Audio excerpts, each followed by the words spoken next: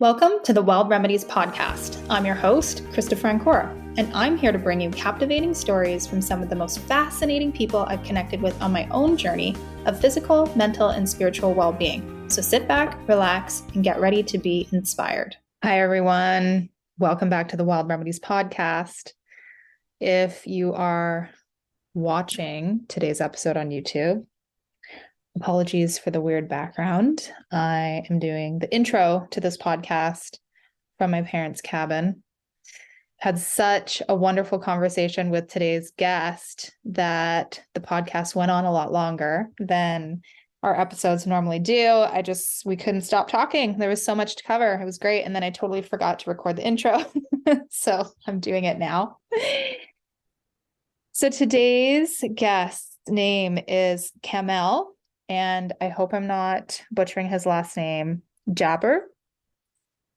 Absolutely wonderful human being. Had such a great conversation with him. And I discovered him listening to a podcast that I really love, the Human Design podcast. And I was really kind of floored by the similarities in a previous plant medicine experience that we both had. His experience was very similar to mine. We both had done a plant medicine called Iboga, and I loved how he described his experience. And I also loved kind of the integration work that he ended up having to do afterwards. I mean, we all have to do integration work, but I found his story really potent, and a lot of the discoveries that he had after really kind of deep diving into psychotherapy and kind of really figuring out why so many people, because this is happening quite a lot. I'm seeing it in my community. He's seeing it a lot in his community, but people spinning out after plant medicine journeys. And I thought his explanation as to why this is happening was really potent. So that's kind of what we're talking about. We actually do go off on a tangent for a little bit, kind of for like the first half of the podcast, but we do get into that topic. But yeah, there's so many things that we cover around spirituality and remaining grounded, having discernment, who should be doing psychedelics, who should not be, all of that good stuff. So make sure you listen to the end, because there's a lot of really great stuff at the end as well. And yeah, I mean, I've mentioned this before. We've done a recent podcast with the Journeyman where we started this conversation. I think discernment around spirituality and psychedelics, especially over the next 3 years with Saturn and Pisces, is going to be really important. And this isn't a conversation on like, don't do psychedelics, but be informed and make good choices. Yeah, because there's going to be lots of stuff coming out, lots of options, lots of people saying that they're shamans and all of this stuff, and they may not actually have the gifts. I would say it's more of a gift rather than just, sitting, like being there to sit with you or whatever it is. I really feel like you need to be gifted to be a guide, to be able to help people through these experiences. So yeah, that's what we're chatting about today. So I'm going to stop with the intro, and I'm going to let you guys jump in here and meet Kamel. I hope you enjoy. Hi guys. Just a quick PSA to let you know that our magic elixirs have gone down in price, and we're keeping it that way. Same amazing quality with real plant extracts and nutraceuticals like the ceramides in our glow potion that legit plump your skin. And speaking of quality, this is something that is really important to me, and that's why all of our products are crafted with medicinal grade extracts. Unfortunately, a lot of herbal blend brands out there are simply using ground plants that are not extracts. This means that you get very little benefit if you're just blending them up in a milk or a smoothie or throwing them in your morning coffee. Herbal plant medicine needs to be extracted in order to be effective, kind of like tea, which is an infusion, for example. So you need to steep the botanicals in hot water over time to extract the volatile oils that then become bioavailable to your body. So how do you know if a company is using an extract or not? It's pretty simple. They generally clearly state it. It'll be listed as a ratio on the packaging. Like, for example, the 3-to-1 chaga extract in our spiced chocolate potion. We also have a 20-to-1 passion flower extract in our relaxation potion. So very, very easy to distinguish. And actually, speaking of chaga mushroom, make sure that you're getting wild sourced and not cultivated. Otherwise, you're missing out on like the majority of the good stuff, which comes from the birch trees that they're meant to grow on. We use wild Siberian chaga mushroom and it is the best. So extracts are more expensive, yeah, but it's a lot better to invest in something that works than throwing your money away on something that doesn't, right? Rant over. I'm just seeing this so much in the industry right now, and we need to call it out so we can do better as medicine makers, and so we're able to make better decisions as consumers. So if you feel called, check out our collection of high vibe elixirs that support your immunity, skin health, and stress levels at wildremedyshop.com. Welcome, Kamel, to the Wild Remedies podcast. I've been looking forward to having this conversation for a while now. How are you? I'm very good. Thank you for having me. Good. It's a pleasure to meet you and to connect with someone on the other side of the world in a land that I love so much. Yeah, I know. We were just chatting about your recent-ish visit to Vancouver. I just got back from a trip from Vancouver Island, and it's just such a magical place. You're going to have to come visit again soon. I hope so. I hope so.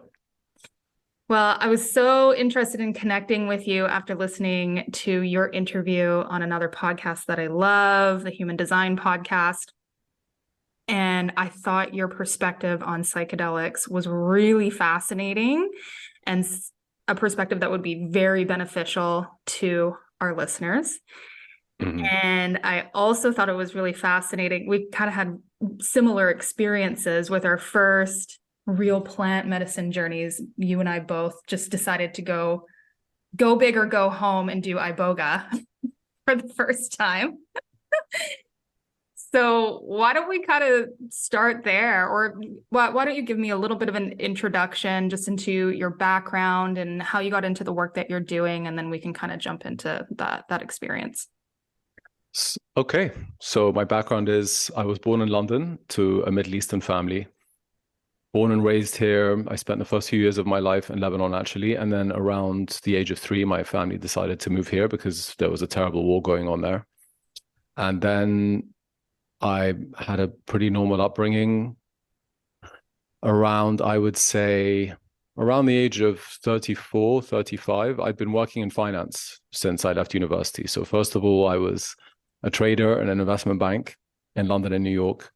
And then I left that to start a real estate development fund in London, which went very well for a couple of years. And then around 2012, I decided to head up an investment business in the Middle East in South Iraq. Long karmic story. But I would say when that place and that business were my greatest spiritual teachers, because it started to open up a questioning in me of, what am I doing all this for? Something started to kick in around the age of, I would say, 33, 34, which was, okay, I have all this. I'm at the pinnacle of what people would strive to hope for. I've achieved this success. I've had these beautiful relationships, but what's it all actually for? What's it in service of? It feels like it's all just for me. And I would say that I started to feel kind of an emptiness in some way with what I was striving towards. I was spending all my time either working or at parties. So there was this very interesting juxtaposition between my life at work, which was very straight, very serious. I'd be on the road for 2 or 3 weeks at a time, just dealing with work, and then coming back to London for a week and just having a wild, crazy time. And it just felt like I wasn't really here. I felt like there was much more to life. And I also wanted to understand, there was kind of a spiritual leaning to it, which is, what's the meaning of life? Which I think a lot of people start to wonder. So I went on kind of this journey of discovery. It started off with being introduced to, let's call him a subconscious healer, because I was dealing with a lot of stress at work. So that person just kind of fell into my lap. And that was the beginning of kind of this unwinding of all these all this childhood conditioning that didn't really make any sense, a lot of pain that I felt around certain issues, namely familial stuff, which I'm sure everybody listening can resonate with. Mm. And within a couple of months of that, him and I didn't really talk about lifestyle, but I just started to feel, for example, that, you know what, I actually don't feel like drinking anymore. There was an element of escapism involved in the way that I was treating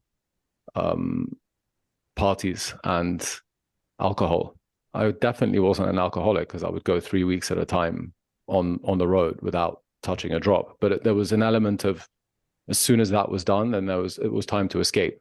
Mm-hmm. So this desire to just be more present started to come in.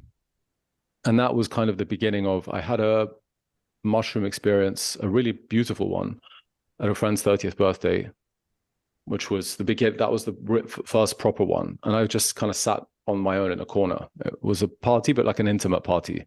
Mm. So I just basically sat on my own in a corner, and it had kind of been set up for that experience. There were just lights everywhere, and I just closed my eyes and I had an inner journey on my own. And then a couple of months after that, I was in Peru, and I was in the mountains. I was there for a trek to go through the Andes around a very special mountain called El Sangate. And it's just everywhere there. Someone said, oh, let's do let's experiment with San Pedro. So I went to the mountains with a shaman and had a horrifying experience. Oh no. 8 hours of screaming in a forest, just me and this man. It was a control issue. It was a control issue. So the second that I started to feel that real loss of control, and it was almost, I can only liken it to, I felt like I had some kind of soldier behind me pushing their boot through my chest. There was this real like opening of my chest. And the second I started to feel it come on, there was a panic that kicked in. Yeah. And I was trying to force it out, putting my finger in my mouth. And the man said to me, if you keep doing that, this is going to kick the crap out of you. You need to let go. And I didn't listen. So it got more and more intense. Oh, no. And I had an actual out-of-body death experience with this man slapping my face. I could see him slapping my face, saying, come back, come back, come back. So I'm sorry, I'm laughing, but it's just laughing. No, but I laugh about it now. I think it's hilarious because I remember seeing my body from above thinking, you are so stupid. This guy could just roll you into a ditch and leave. No one knows you're here. Why on earth are you doing this? Oh goodness. So, but I didn't know what I was getting into. Yeah. This is the reality, is that I had no idea. Yeah. I thought that this was just, this is something, it's a plant. Mm-hmm. It's going to give me a mystical experience. It's going to show me, I'm going to have some kind of deeper connection. That's what I'd heard. This was a long time ago. This was nearly 8 years ago. This was not trendy. People didn't talk about this so much. Yeah. So I didn't really know. I didn't have any other friends that were doing it. There was no one else I could talk to about it. So this is just what I heard and what people in Peru were saying. So I thought, sure. Towards the end of the day, it was beautiful and I had some lovely insights. So there was definitely something that came out of it, or maybe something I needed to purge, but I could imagine that experience might horrify a lot of people. Mm-hmm. So tread lightly. And then I ended up, so that's kind of the intro of how I ended up here. After these experiences, Iboga came I really resisted Iboga for a long time, but it came, it fell into my lap about 6 months or 8 months after that. Someone I had been working with was quite vocal about how strongly he felt this was a medicine that humanity needed. Mm-hmm. And both my parents were born in Africa. So I thought, okay, this is what's presented to me. I never felt a calling to anything else. Fine, I'll do this. I would say we can get more and more into it because you asked me about an intro, but that was kind of the beginning of how all of this started. After that first Iboga experience, was really wanting to, okay, now I'm getting deeper and deeper into this. Mm-hmm. I fell into just doing loads of trainings. I've got 800 hours of yoga teacher training amongst all these other subconscious method trainings and learning and going to courses and just a year of Kabbalah and then learning about Sufism, and then learning about different indigenous tribes. And then I really went deeply into yoga philosophy and tantric philosophy specifically, and then also Buddhism. So it was just this search and wondering, okay, what do all these schools have to say? Let's hear it.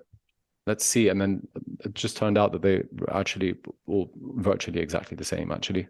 Yeah. With the thread in the middle was the same. That was the most fascinating part.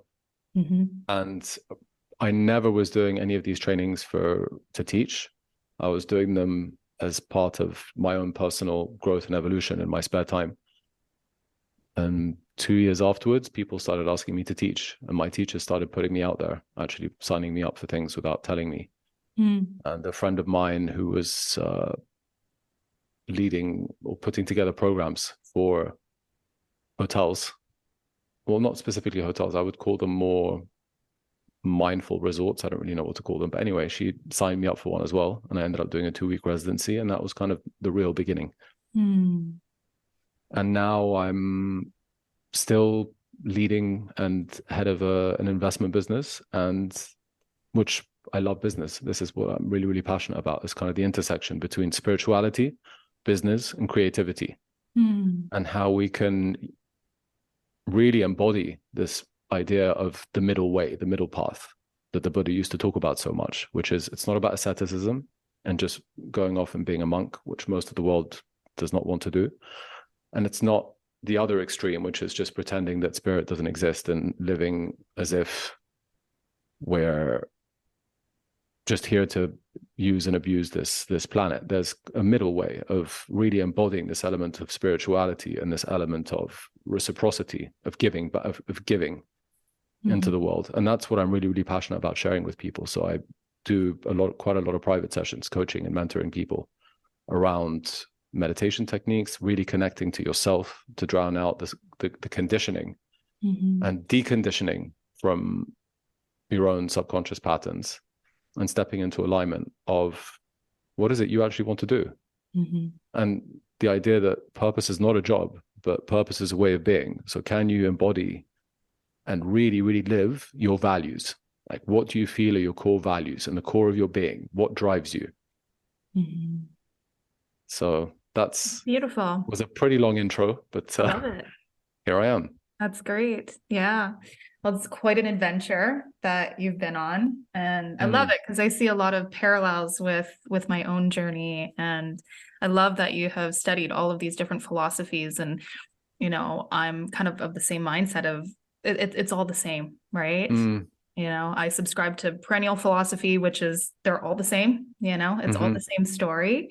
There's an underlying truth to all of it, and yeah, so much to learn and to take from all of those. But yeah, I'm really curious about, you mentioned helping people find purpose. And I think that's a really big part of why so many people, especially in Western society, are reaching for psychedelics. And, we have kind of this fanaticism in the wellness industry right now.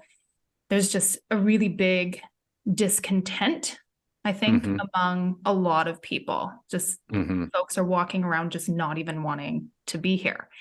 And we've been through a lot, right? Like, especially in the last 3 years, it doesn't matter really what perspective that you've had. It's been an absolute shit show.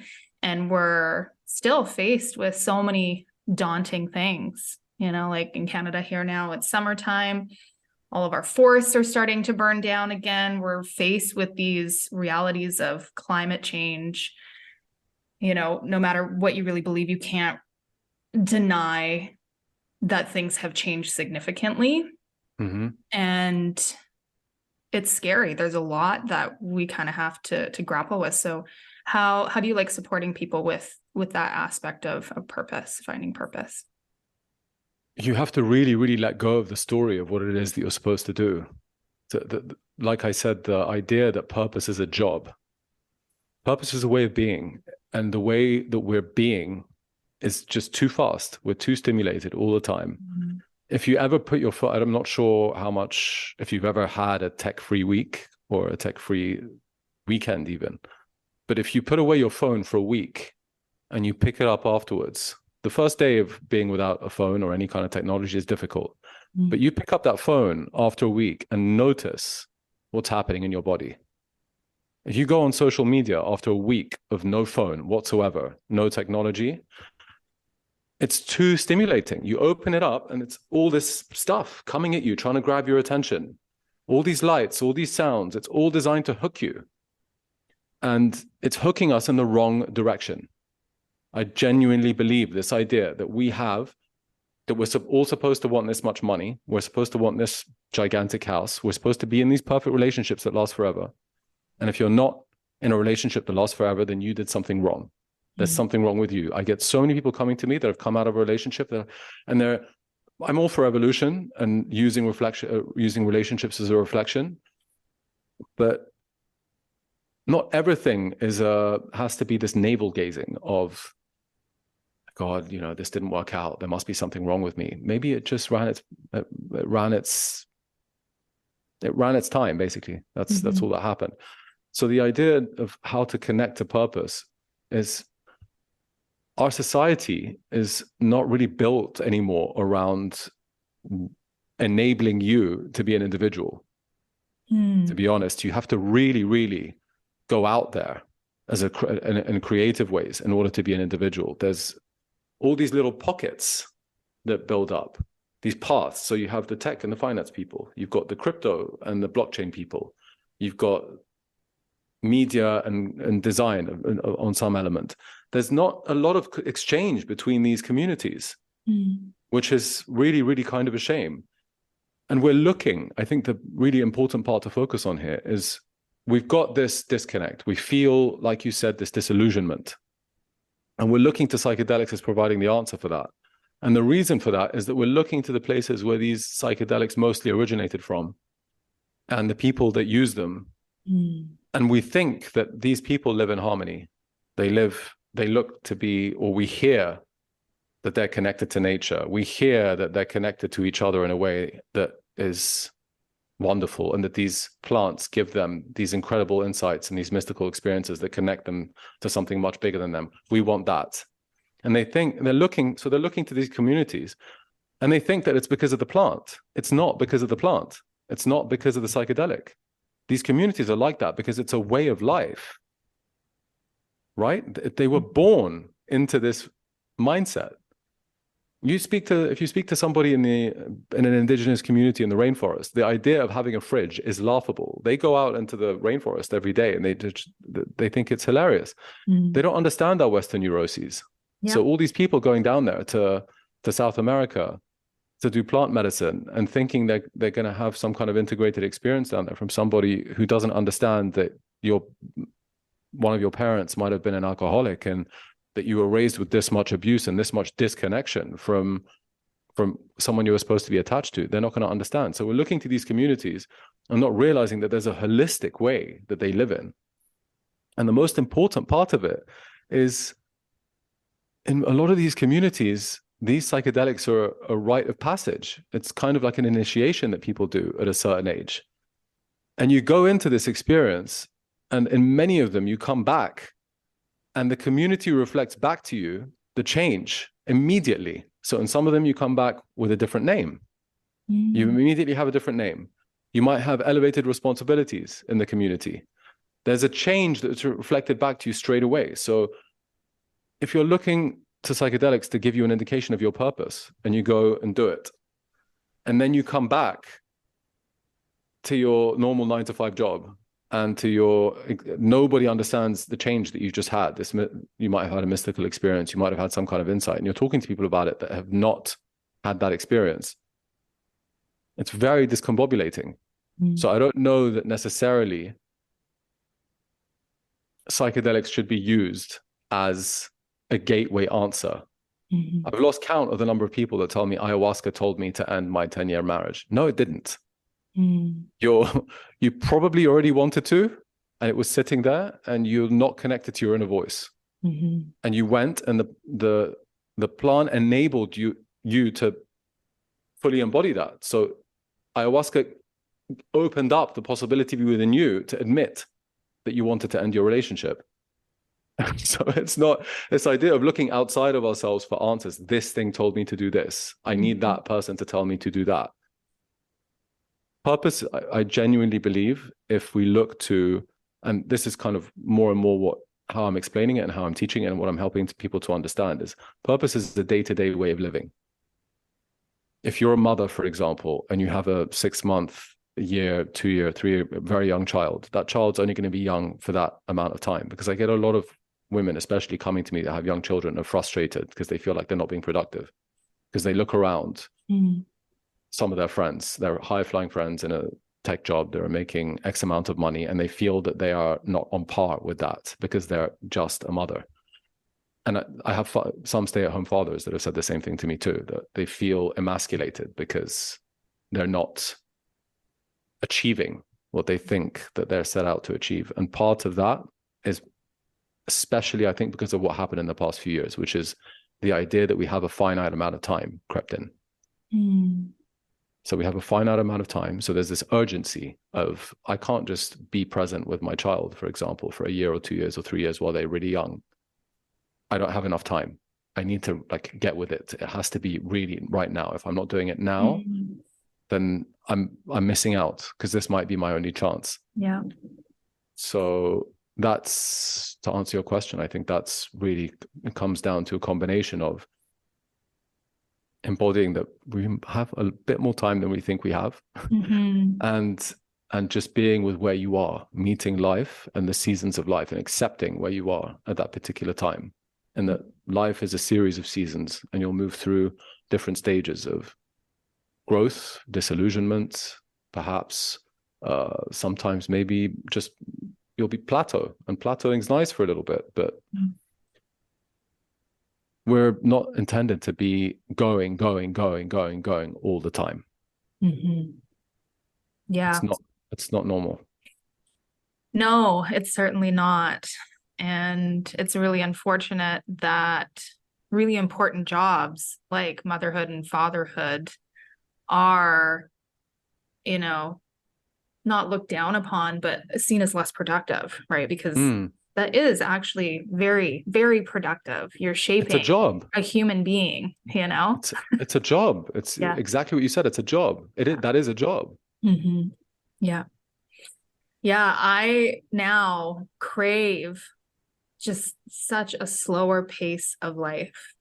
And it's tough because, I've been typically more A-type personality. I'm very creative. I love to create. I'm compelled to create and make things, which I think a lot of people are, right? Like human beings, our nature, is to create. But for myself, it's a real passion.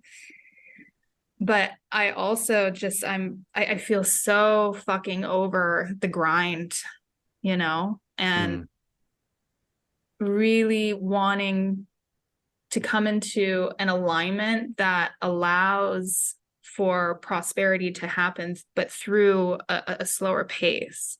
There's a transition happening in one of my businesses, which is actually, I think, going to be very beautiful.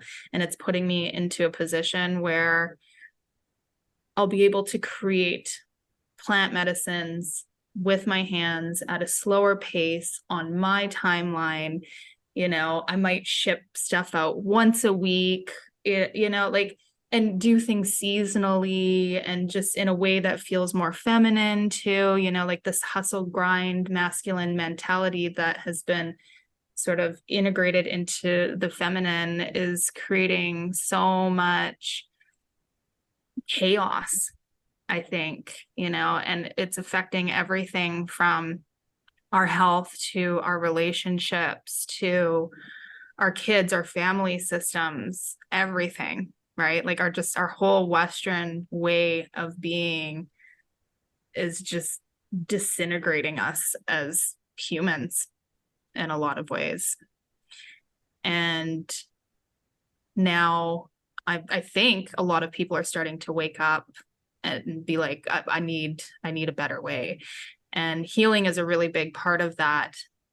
But again, always reaching out to these external sources for the healing. And part of that isn't important, right? Like we have to try Mm, different things. It's going to, of different things course. are going to bring us, certain levels of equilibrium as we go along. It's a journey, but that aspect of like self-responsibility, I kind of hear that from you, Mm. right? Self-responsibility definitely is an important part. And Yeah. also, I wonder if we are a transition point.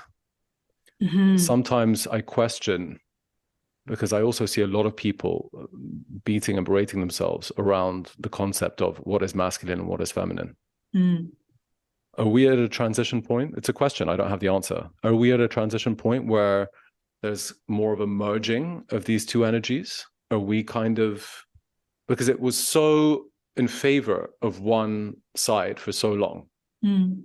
and it's swung the other way. Now it's swinging the other way, which is, I think, in some ways fair, that it's Hmm. time for the feminine, the women of the world, especially, to rise up, or those who identify as women, to rise up and feel empowered.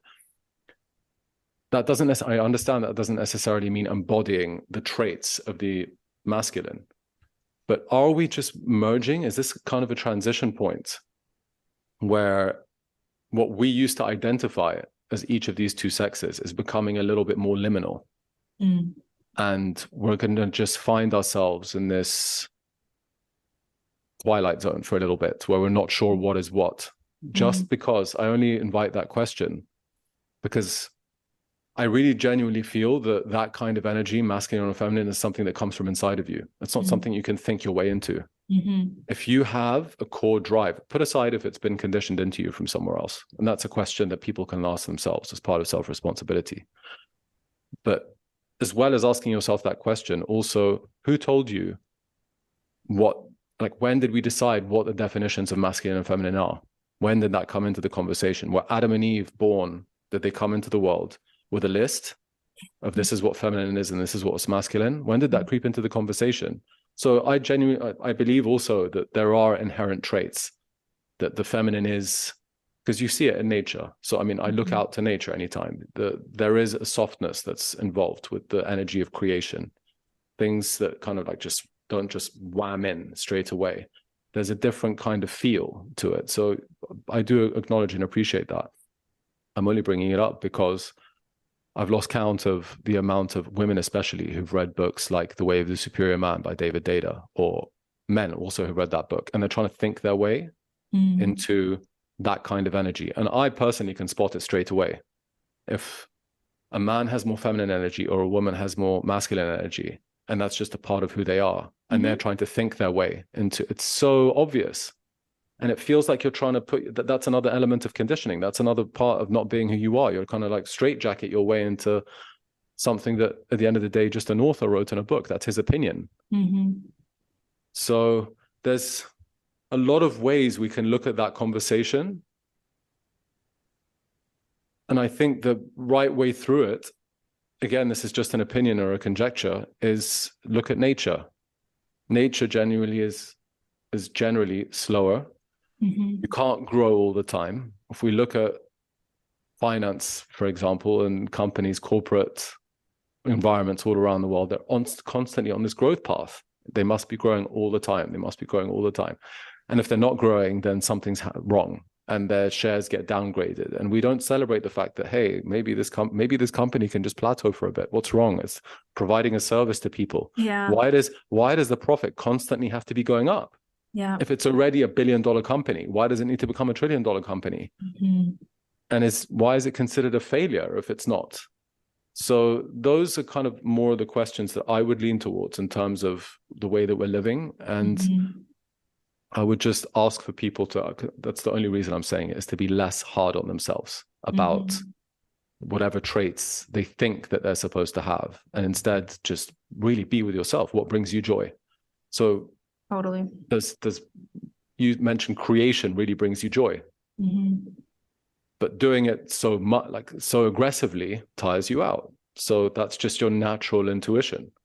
Other people, someone else might I need to be doing it every day. If I don't know what to do with myself. You know, I've met some artisans who are genuinely like that. If they're not from 9 to 6 p.m. every day doing something with their hands, they feel out of whack. So Is that escapism though, maybe? it depends where you are. So in Japan, that's a big part of their culture, for example. I was really influenced by, I'm not sure if you've heard of this book. It's called Ikigai. No, I haven't. It's quite a well-known book, but that's one of the most well-known ones. I've read other more specific ones, but that one's a really easy general one for your listeners to get into, Ikigai. Okay. And it's about this community of people. Mostly it's just they went to spend time with the most concentrated population of people that live over the age of 100, which is on an island in Japan called Okinawa, and I think the town's called Ogimi. And they analyze these people, and it's not just about living to 100. I also question, for all the biohackers, this idea of we must live to be 120 anyway. So it's not just that they live over to be over 100, it's that they're vibrant 100-year-olds. They're very, very active, very, very joyful. They feel, even at 100, purposeful. So one of the many things that they analyzed and conclusions they came up to is that actually diet's a really, really small part of it. Everyone looks at them and thinks, oh, it's because they eat vegetables and fish. But no, they also eat sweets. They also eat grains. They also eat things that are very frowned upon now in the paleo community, for example. So it's not diet, actually, it's lifestyle. First of all, all of them, 100% of the people that they interviewed have vegetable gardens.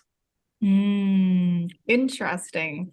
100% of the people they interviewed have vegetable gardens, and not just vegetable gardens. Some of them also have fields, either of rice or mango, so their food supply is right outside their door. And every morning they tend to their vegetable gardens. So all of the people that they analyzed are doing something all the time. They're doing something with their hands, and it's just part of their culture. And that's part of the idea of the book, was that purpose is just generally either creativity, or you can find purpose through action and through other people, through connection. Because one of the other things that they found was that all of them are part of some kind of community organization. All the neighborhoods have some kind of community organization. They come together all the time to celebrate. They have festivals. They celebrate their birthdays all together. And the act of giving is just a taken. It's natural to them. So they help each other build their houses. They're not paid for it.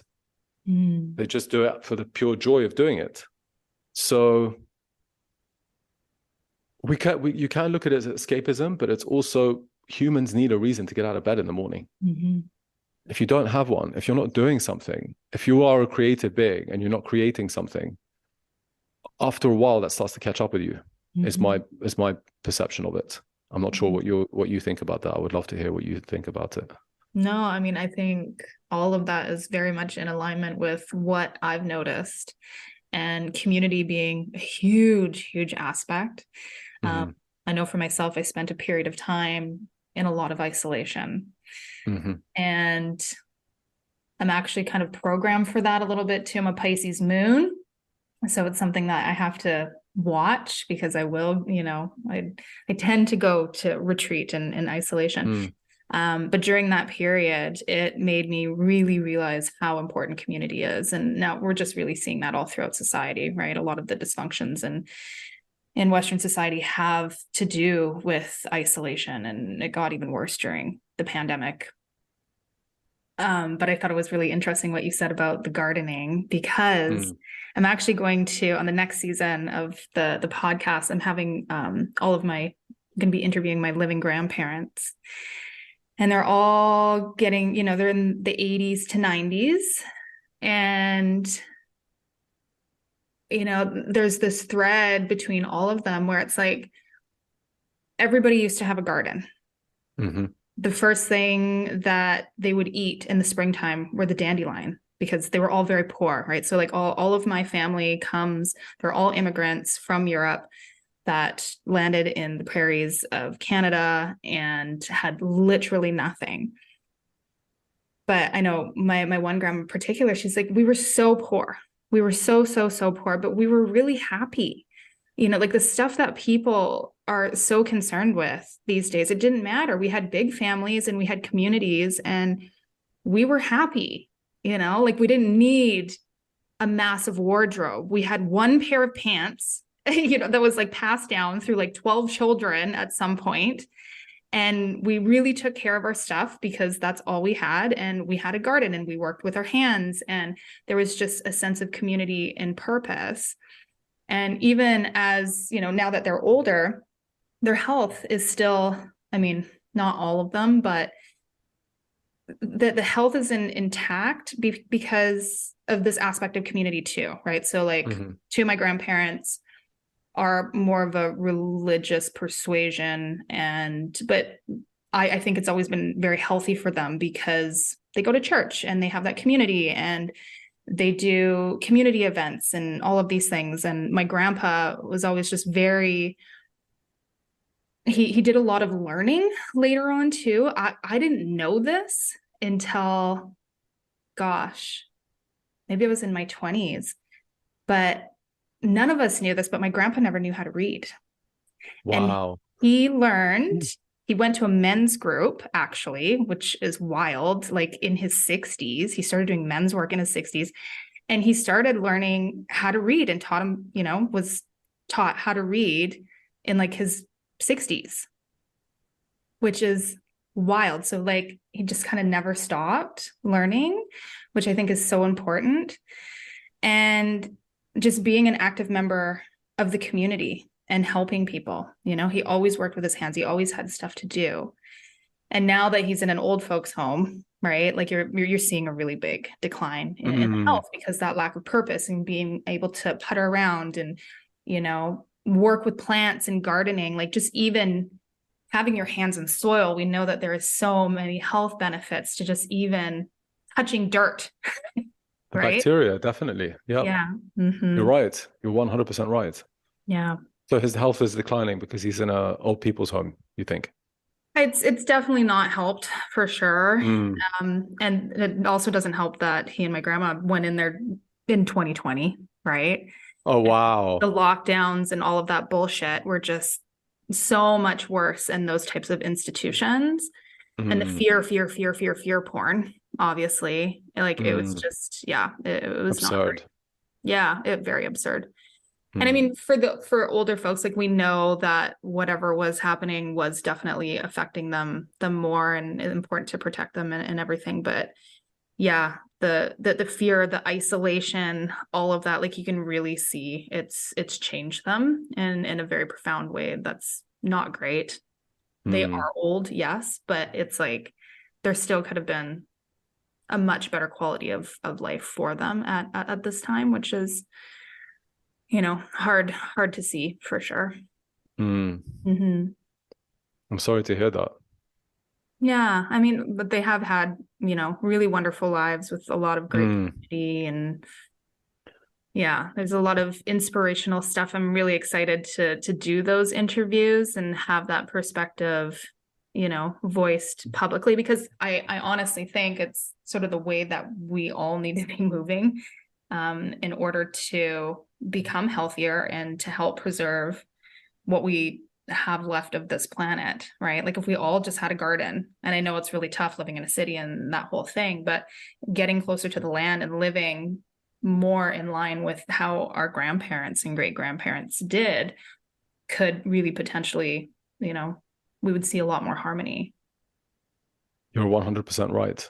And that's why I'm so passionate about community too, because I had a very similar experience to you, which is that I spent a lot of time on my own on this journey at the beginning because no one else was doing it. No one else understood me. Everyone thought I'd lost the plot.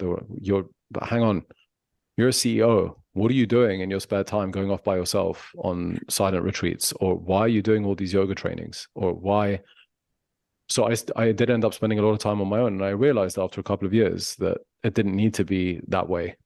There were actually elements of my community that were doing this, but we just weren't talking about it. We weren't connected. And that's why I'm so passionate about community now. So I'm actually setting up a community platform in London. It's called Zenish. We're going to have lots of community events. I had my first one yesterday morning. Cool. 35 people, meditation in an immersive art space. I insisted at the beginning, against everyone's wishes, that you have to sit next to somebody that you don't know. And you have to begin the conversation. I don't want to hear any small talk. Know where do you live? Know which part of London you live. Know what's your job. you just say what your passion in life is, what brings you joy. If that's your work, fantastic. But what brings you joy every day? Of those 35 people, I would say about half exchanged numbers. It's not a dating thing, just in case I was already, but about half exchange numbers and all stay in touch with each other. There was an element of kind of this connection. And afterwards, because everyone complained when I said, sit next to somebody you don't know. But afterwards, they kind of grumbled. But afterwards, there was this vibrancy in the room that came in. And they said, thank you for doing that.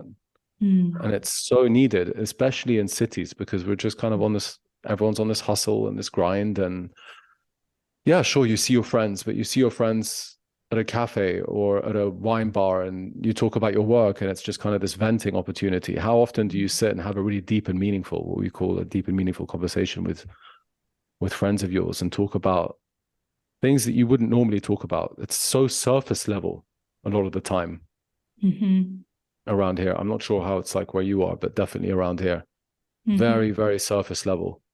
It's not very frowned upon in certain social circles to voice your dissatisfaction or to talk about the fact that you have discontent or that your marriage isn't going well, because everything, you know, there's this facade that has to be presented. And of course, I understand that a couple's relationship is private and they don't want to share, if they don't want to share that they're experiencing problems, completely makes sense, but you should be able to confide that in your closest friends. So this element of community, and especially as we get older, like we need to find a way to bring that back. It's I appreciate the idea of of senior homes. I appreciate this idea. I think there's something beautiful in it, and in some ways of like that could be a community. Maybe they're just not being run properly. I don't know. Maybe there's something that's missing in that model. Maybe they all need to have vegetable gardens, for example. Maybe they all need to have like focused activities for people to be doing all day, not just kind of sitting in their rooms reading. Yeah.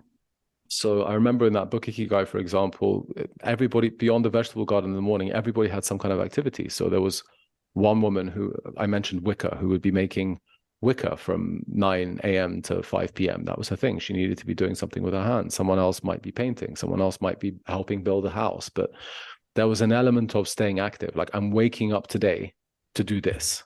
I'm not waking up today with an empty day and with nothing to do besides watch Netflix. Yeah. So. Or the news. or the news. Or watching the clickbait. How can we scare you enough to click on this article? So I don't know. I appreciate the idea that we want to be worldly and we want to know what's happening in the world. But I'm not sure that the best thing for you to do in the morning, if you live in America, for example, is to wake up to the idea that there's a typhoon in the middle of, on the other side of the world, and however that it might come your way.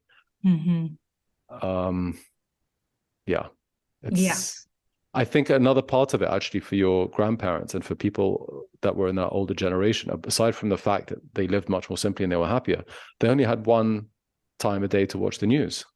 Did we ever think about that? Totally. If they watched the news, it was the 6 o'clock news or the 8 o'clock news. It wasn't this 24-hour news cycle. It wasn't in your pocket. You would pick up a newspaper in the morning and you might watch it on TV, and that was it. Yep. Yeah, technology has some benefits, but there's a lot of consequences as well to being connected 24/7. Well, I feel like we kind of got a little bit off track in terms of the psychedelic conversation. But it was an important one. It was very important. Why don't we bring it back a little bit and let's talk about your Iboga experience. Okay. What do you want to know? Just generally, or is there anything just specific? Generally? Well, it was really interesting because from the way that you described it, I felt like mine was very similar as well. And I'd actually love your perspective on psychedelics. For me, like, I really believe that you are engaging with the spirit of the plant, and like there is a definite personality to each of them. Having done a few now, there's a huge difference between Iboga and, say, mushrooms. And Yeah, I think people are kind of curious about that experience. I had a really hard time describing it until I did a mushroom ceremony recently where it all kind of came flooding back to me because it was quite a while ago that I had done it. And it really made me understand the personality of that plant. And then we can kind of dive into, I love your perspective on what psychedelics are actually showing us and what we need to do to prepare, or if you're even a good candidate to be partaking in this type of medicine.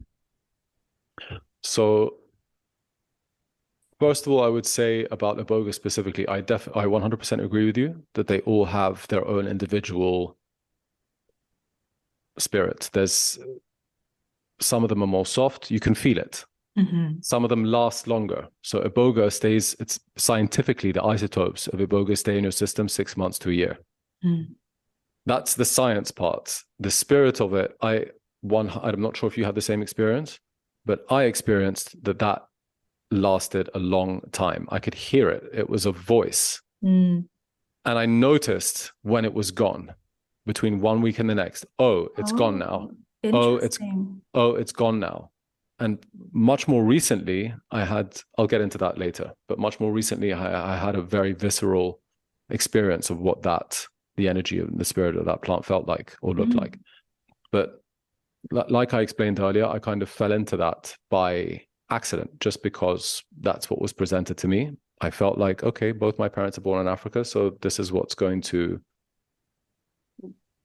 come forth. And I had been doing some subconscious healing work for a couple of months beforehand. I, however, didn't know that this plant was going to show me all of me and all of my ancestral crap too. Mm. So I had no idea. I didn't know how psychedelics work. I thought I was going to go and be shown, this thing was going to tell me what was actually going on, rather than like what's actually going on in the world, what reality is, rather than what my personal reality is, to be interpreted as if a dream. So my background is, I grew up, the first 3 years of my life were in a war-torn country. Mm. There was a lot of fear, especially in my lineage, in my ancestry. There is a lot of fear. There's a lot of unwinding to do about around the dogma of religion, for example, around a very, very fear-based God, around spirits and energies around that we have to be afraid of and that can get you. And it was a challenging experience, my first Iboga experience. First of all, I will say that before I went there, I genuinely thought I was going to die. Don't ask me why, but I had that feeling. I remember feeling I'm closing the door of my house. I had my little bag. I'm closing the door of the house. I was like, this might be the last time I'm going to see this, because I'd had this really challenging San Pedro experience a couple of months before. But for some reason, I felt like I have to do this. I'm going. I signed up. This is part of my flow. I'm going. I went. It's only been 2 months since a couple of months since the San Pedro? It had been 6 months. Okay. It had been 6 months. Okay. I had been due to partake in the Iboga ceremony earlier, and I said no. I said, I'm not ready. I just had the San Pedro thing. I don't know if I want to do it at all. Mm-hmm. And I was asked again, and I said, sure, I'll come at that time. And then, so I get to the place as soon as there's the whole ritual and the ceremony. I'm not sure if you did. Mm-hmm. Did you do an official Wheaty one? Yes. With the whole ritual, yes. And with the music and the music and the whole ritual of setting it up. And there was some intention setting. Yeah. We'd been asked to write a letter of some kind, a couple of pages about why we were doing this, what we felt in us needed to be cleared. And then we set 3 intentions. My intentions at the time, I remember the first one was definitely ancestral healing. But within a few minutes of, let's call this thing kicking in, I actually felt angels kind of stroking the back of my head and singing in my ears. And it was like, oh, you're going to be okay. You're going to be okay. But then it was just very, very dark and underworldy. It was fighting demons and spirits with samurai swords and all of this. And then interspersed with very, very fast almost like a slideshow exactly of my life. And it would stop on these images and I would just create this meaning around them. Oh, I'm seeing this because I need to apologize to that person. I'm seeing that because I need to stop doing that. I'm seeing this and I'm seeing. So it was just this mixture of these two elements. And I remember coming out of that first one with this whole idea of, oh, there's something on me that I need to get rid of. Mm. And that's basically what the whole weekend became about, was around that. And I actually afterwards realized that that had kind of created a PTSD in me, because this idea that I had gotten rid of it through this ceremony and that it might come back. Well, there are things around that we can't see that might influence us and that might be creating negative thought patterns that might be, and that created a lot of fear in me. So I had a pretty severe PTSD actually from that experience, because I went back to my house afterwards and I couldn't, it was almost like, I said this before, it was like I had a blindfold. I'd been wearing a blindfold my entire life, or very dark glasses, and they were just ripped off in one fell swoop. Whatever happened during that ceremony, something, I came out of there almost like squinting with blindness into this sun. So it was a beautiful experience in some ways. There was a lot of catharsis, a lot of release. But I went back to my house and I was just terrified. I was like, how have I been living in this place? I created a story in my mind around that my house had been haunted and I needed to get out of this house, and I put it on the market the next day. So there was a lot of change that happened very, very, very quickly. And it took me a while to understand that, because for a while I felt, okay, I've been through this cathartic journey. I've been saved. I purged all these energies that weren't mine. A lot of things have changed. I'm on a different path. I shunned a lot of people that I used to spend time with, which I really regretted after a while. And it was challenging, and it took a long time. I didn't sleep properly for months, actually. I felt I'd never had, I think I desensitized my body so much. And it was such a vast change so quickly that afterwards, all of a sudden, I can feel this. It's almost like the energy pathways in my body were opened up, which is a beautiful thing. But if you've never experienced that before, and all of a sudden you're feeling these prickles in your toes and your fingers, and it feels like your body's much more vibrant and alive, I would wake up in the middle of the night feeling like there was kind of like electric shock moving through my hands or through my fingers, or I would create a story around, oh, I'm feeling an energy around and I'm scared of it. That woke me up, or something like that. I became highly, highly sensitive from being incredibly desensitized and not feeling anything to all of a sudden feeling everything, which was tough. It was a tough adjustment, but a beautiful one. So I always temper what I say with positives and negatives, right? So the positive is this incredible, on one hand, thirst for wanting to experience all of life and for feeling and for wanting to feel so much more. Like now I'm feeling, obviously there was a negative side to it with the feeling too much, but at the same time it's, wow, now I can feel, let's feel as much as we can. But then I didn't realize I had PTSD from that experience till I really committed seriously to a meditation practice. And I remember I was lucky that I had the time, I could take time off, I had the resources, I had the drive within me to seek out all these different paths. And I remember going to India and having a conversation with the teacher. And when I was really sitting in meditation every day and talking to him about, I hadn't really spoken about what happened during that Iboga ceremony to anybody. And talking to him about it and the fear that I had, that I realized that I had, because I didn't really realize that I had it. It's interesting. When you're in that fear state, it just feels normal to you. You don't think that anything is wrong. I thought it was just an adjustment. It was a phase and it would pass. And I thought, doesn't matter. It's a great price to pay for the elevation that I thought I had in my life. Which again, now I question, because I actually just had kicked a lot of things out and it was just more escapism, but it's in a different format. But it was so important to me to have somebody outside of me who looked at me and said, you're lost in false stories. There's only you. There's only ever been you. You're the perceiver of everything. You create the story, you create the meaning. You went into that experience already with that preconceived notion of it was sitting there in your subconscious, because all you ever get is your subconscious. What your subconscious wants, your subconscious gets. And until you realize that, you're just going to keep getting whipped around by your mind. And you're going to keep being at the mercy of your mind until you can cultivate a witness, a detached witness, observer state.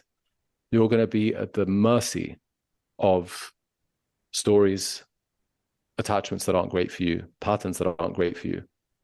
And he gave me a sutra. He said, I want you to go and meditate on the second sutra of Patanjali's Yoga Sutras. Go sit on that rock by the Ganges and don't move until it clicks. I had no idea what he was talking about. I thought, okay, I'll go do this. And it took 3 days, but it clicked. And I felt it was a visceral feeling in my body. That second sutra is Yogash Chitta Vritti Nirodha, and it means unity or yoga begins with the cessation of the fluctuations of the mind or the structures of the mind. And I felt all of a sudden, I'm sitting there just repeating this in my mind, and I saw it all just collapse. Oh, I made that up. Oh, that was the meaning that I created. Oh, that was that. These were all stories. All there is just actually meaninglessness and emptiness.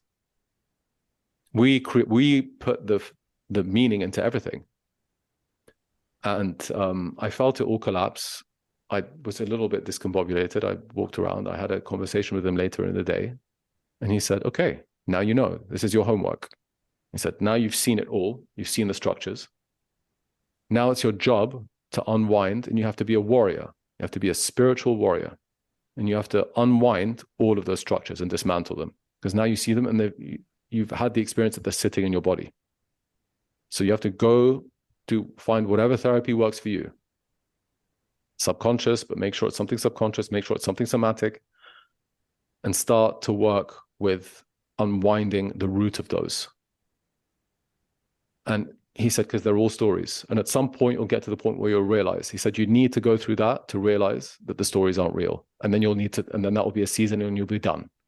Because you'll realize actually that even in the therapy that there's only so far that it's going to take you. You need to unwind the big ones. And then at some point you'll need to let it all go, because even that is a story. So that was kind of the first journey with Iboga. I actually ended up doing it a second time after that first, because I thought if I can do it a second time, maybe once I realized that there was some fear and some PTSD there, I thought, oh, if I do that, maybe I'll get rid of it, because it caused it in the first place. The second time was not as challenging as the first, but it brought up a whole other raft of issues, which again, I would love to talk about with people, which is that it brought up all this, the familial. So the first time was much more, I would say, what's the right word? Let's say spiritual. The first time was what I believe is kind of like the real underworld underpinning fears of humanity, the unseen. That's something that it can just come out of nowhere, and that we have no control. It was a lot about control as well. The second time was really familial stuff. So like just childhood, wounding, things like that. And there was kind of I didn't realize it at the time, but there was bringing all that stuff up to the surface at once. And again, the facilitators I was doing with, as kind-hearted and wonderful as they are, there was no real talk about integration. Nobody was talking about integration back then. I'd never heard the word. It's only a buzzword that's come into the societal lexicon in probably the past 2 years, would you say? Would you agree? Before that, nobody never heard of it before. Yeah. Never heard of it before. Yeah. I was just floating around in shit by myself, basically. So all it's basic. So the way that I would describe it is, you go into these experiences, you connect with a younger version of yourself that had been suppressed or had been hidden, or that you hadn't noticed before. You have this healing moment where you think it's a healing moment by acknowledging this child. Then you come out of the experience and you think that you're done. But what was hidden is now seen. That kid is now up there. He's not hidden anymore. He hasn't gone anywhere, that kid that you saw when you were younger. It's not necessarily, you can't fully integrate something in the space of 10 minutes, that much of it anyway, and necessarily in a ceremony. It's like it's a process of healing all these inner children. It takes time. So the inner child's come up to the surface. And that child's got a lot of stuff to say because he hasn't been allowed to say it, or he or she, excuse me, have not been allowed to say it for so long. So they've kind of been off in a closet somewhere, for lack of a better word, for such a long time, or hidden underneath a tree, or like in the depths of your subconscious in a cabinet. And now all of a sudden they're out and they want to be heard. So it's not uncommon. Definitely for me, I unleashed a wave of rage onto my family, which was not fair. You know, I apologized actually to my parents 2 years afterwards. It was not fair what I did to them because they did their best. They were wonderful, wonderful parents, actually. So, and I see it happen a lot with people, but not necessarily, it might not be rage. It might be a very common one that I see is judgment towards non-spiritual people, for example. That one's really, really interesting because what I realized through my own path and what I've helped other people realize as well, because they've realized it themselves without me necessarily needing to say it. If you had a parent that you feel did not meet your needs and was not doing their own work because you feel like you've been doing so much work, and that parent you perceive did not do any, and they weren't able to meet your needs, that frustration at your parent for not, in your mind, stepping up gets projected onto a lot of other people. Like our world's falling apart, my world fell apart, and we're not stepping up to save the world. We need to step up. Like, you're not doing this. Who saved me? No one was around for me. And that judgment is creating more and more division in the world, which is not what we need. We need to find a way to build bridges between each other.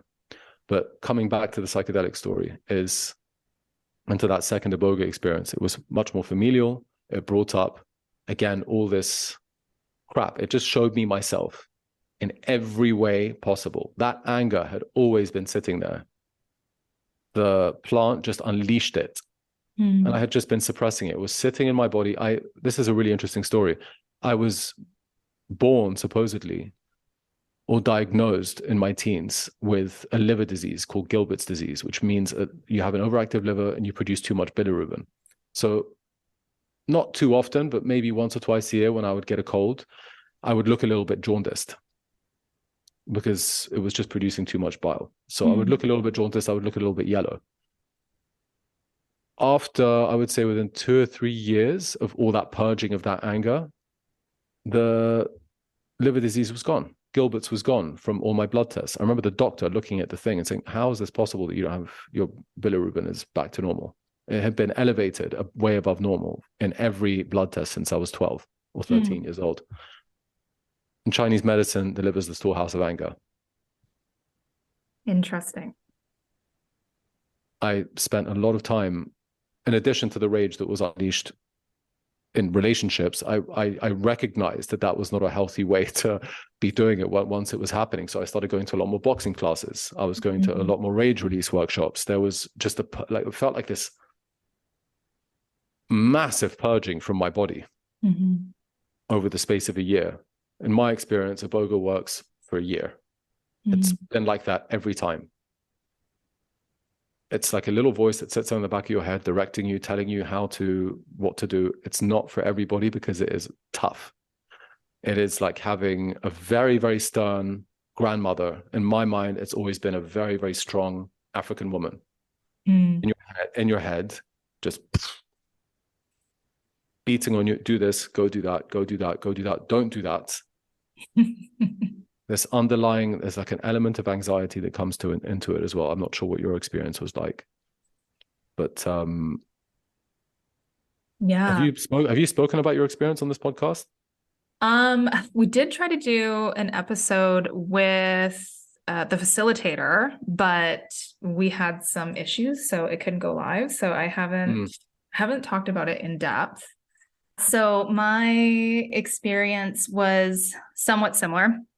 So I wanted to go to quit smoking because I had tried many, many times in the past and didn't have any success. And I had watched some documentaries on Iboga and I was like, holy shit, like this stuff is intense. Like there's no way I would ever do that. Like it just seems way too much.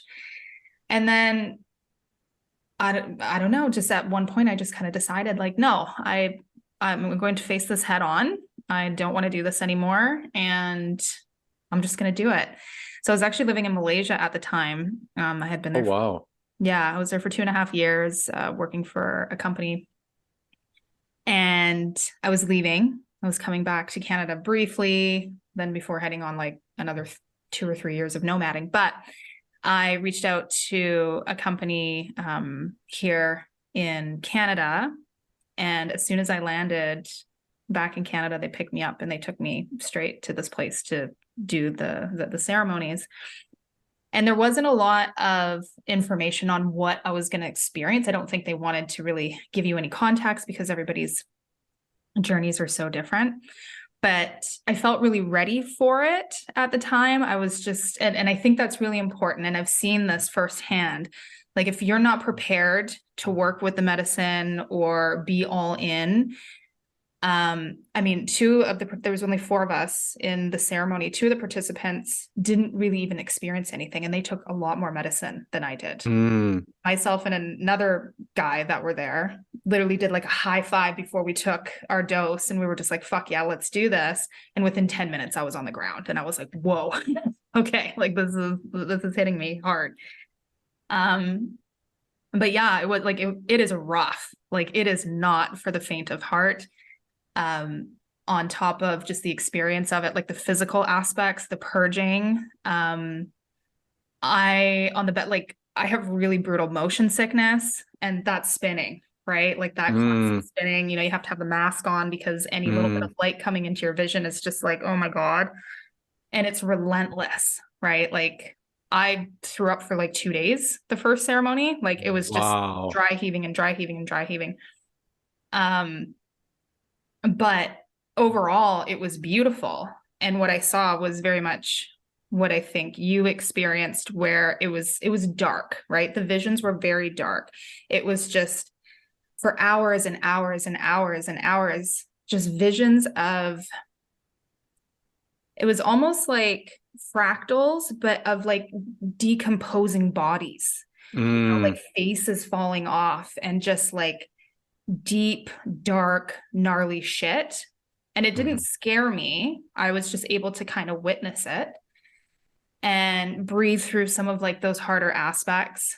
I think I've been in training my whole life, going through many difficult circumstances and having issues with panic and all of these things in the past, where it kind of allowed me to be okay through such a difficult experience. But I can see a lot of people, like if you have an issue with control, just completely freaking the fuck out because it is tough. Like it's not easy. But there were beautiful experiences where I felt like I saw my soul, and what you had mentioned too about, seeing all of these slides. There was, I'm going to say a moment, but it was probably hours. I don't know, it was so long. But I almost had, from what I perceived, it was just like thousands and thousands of memories, and they were coming at me as almost like squares of Yes. they were just, there were memories, and they were just like so fast that I couldn't. It was so hard. Yeah, you can't comprehend it, but the body's absorbing it. So, and I also remember just like processing 3 memories or thoughts at once, which you can't do normally, right? Like, so the consciousness is really expanded and you're really able to absorb things. But as you come out of that medicine, it's hard to hold on to that, right? Because it's such a different, your third eye is really kind of blown open, right? So like there's just so much more consciousness that you're able to perceive. And I guess it was day 2, because for me, I was on my ass a couple of days at a time and no sleep, right? Like there's no sleep. And that's when the emotions really started flooding. So a lot of sobbing and realizations around familial stuff for me, for sure, on that first journey. Some guilt around my sister and how I treated her. We had everybody has family trauma and things, but I was like, I had it tough, but so did she. And then I kind of put that on her, even though I was a child and we're kids, and, not to have that blame, but I was able to like apologize to her and like voice that after that experience, which I felt was really profound. And then the second journey, we did another journey like 3 days later. And I was like, fuck, like, I don't want to do this again. Like, I've been puking for 2 days. Like, I got nothing left, I'm so done. And the experience wasn't as intense. I feel like a lot happened during that first one for sure. And the integration, like that, there was support, but it was just during that period, right? And then it was kind of like you're out back into the world. And, no one told me that it was going to stay in your system for so long. And I don't have that experience. Maybe I wasn't sensitive enough to it at the time, because there was a lot of stuff still piled on me that I've been working through for years. But I feel the spirit is still with me. And when I did a recent psilocybin journey, I felt Iboga was there. And I feel like both those spirits merged, because I was perceiving mushroom, but Iboga was there as well. And I felt both of those together. And I was like, oh, hi. Okay. You're still here. Wasn't expecting that. So it is like, it stays with you. This will sit with you. And that's 7 years ago. That was a really long time ago. It's still there. So it is tough. And I was really shocked. And I'd love to hear your thoughts on this, because from the episode that I listened to, you mentioned that you had a ringing in your ears afterwards. Very intense. So I met a guy. I just moved back to Kelowna and was on a dating app, and I met this dude, and this poor guy, he got a hold of some Iboga and did a journey by himself, and ended up with the severe tinnitus and kind of went off the deep end. Like, he ended up buying all of this computer equipment and these things that he was attaching to his brain because he was trying to analyze what the fuck was wrong with him. And the tinnitus was driving him insane and all these things. And I was just like, oh no, like that's, I don't know exactly what happened. So I'd be interested to hear your perspective. Mine wasn't that intense that I needed computer equipment. It was very noticeable. I'd wake up in the middle of the night. It would just turn on. Like all of a sudden it would turn on. I would just wake up and be like, okay, that's there. And then within kind consistent? It lasted for, because I ended up doing it a second time. It was around for a year and a half, 2 years. Interesting. It was consistent, not necessarily every day, but I would notice it at particular parts of the day as well. And it was, considering some of the experiences that I had, it was very discombobulating, because I was trying to attach meaning to, why is this sound coming on all of a sudden? Why are my ears ringing all of a sudden? Is there something in my field? Is there something I'm not perceiving? So at the beginning, I was alarmed by it, because I couldn't understand why it was happening.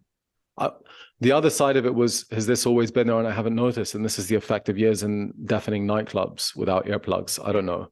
That's what I wondered. But then I started to realize it was something else. And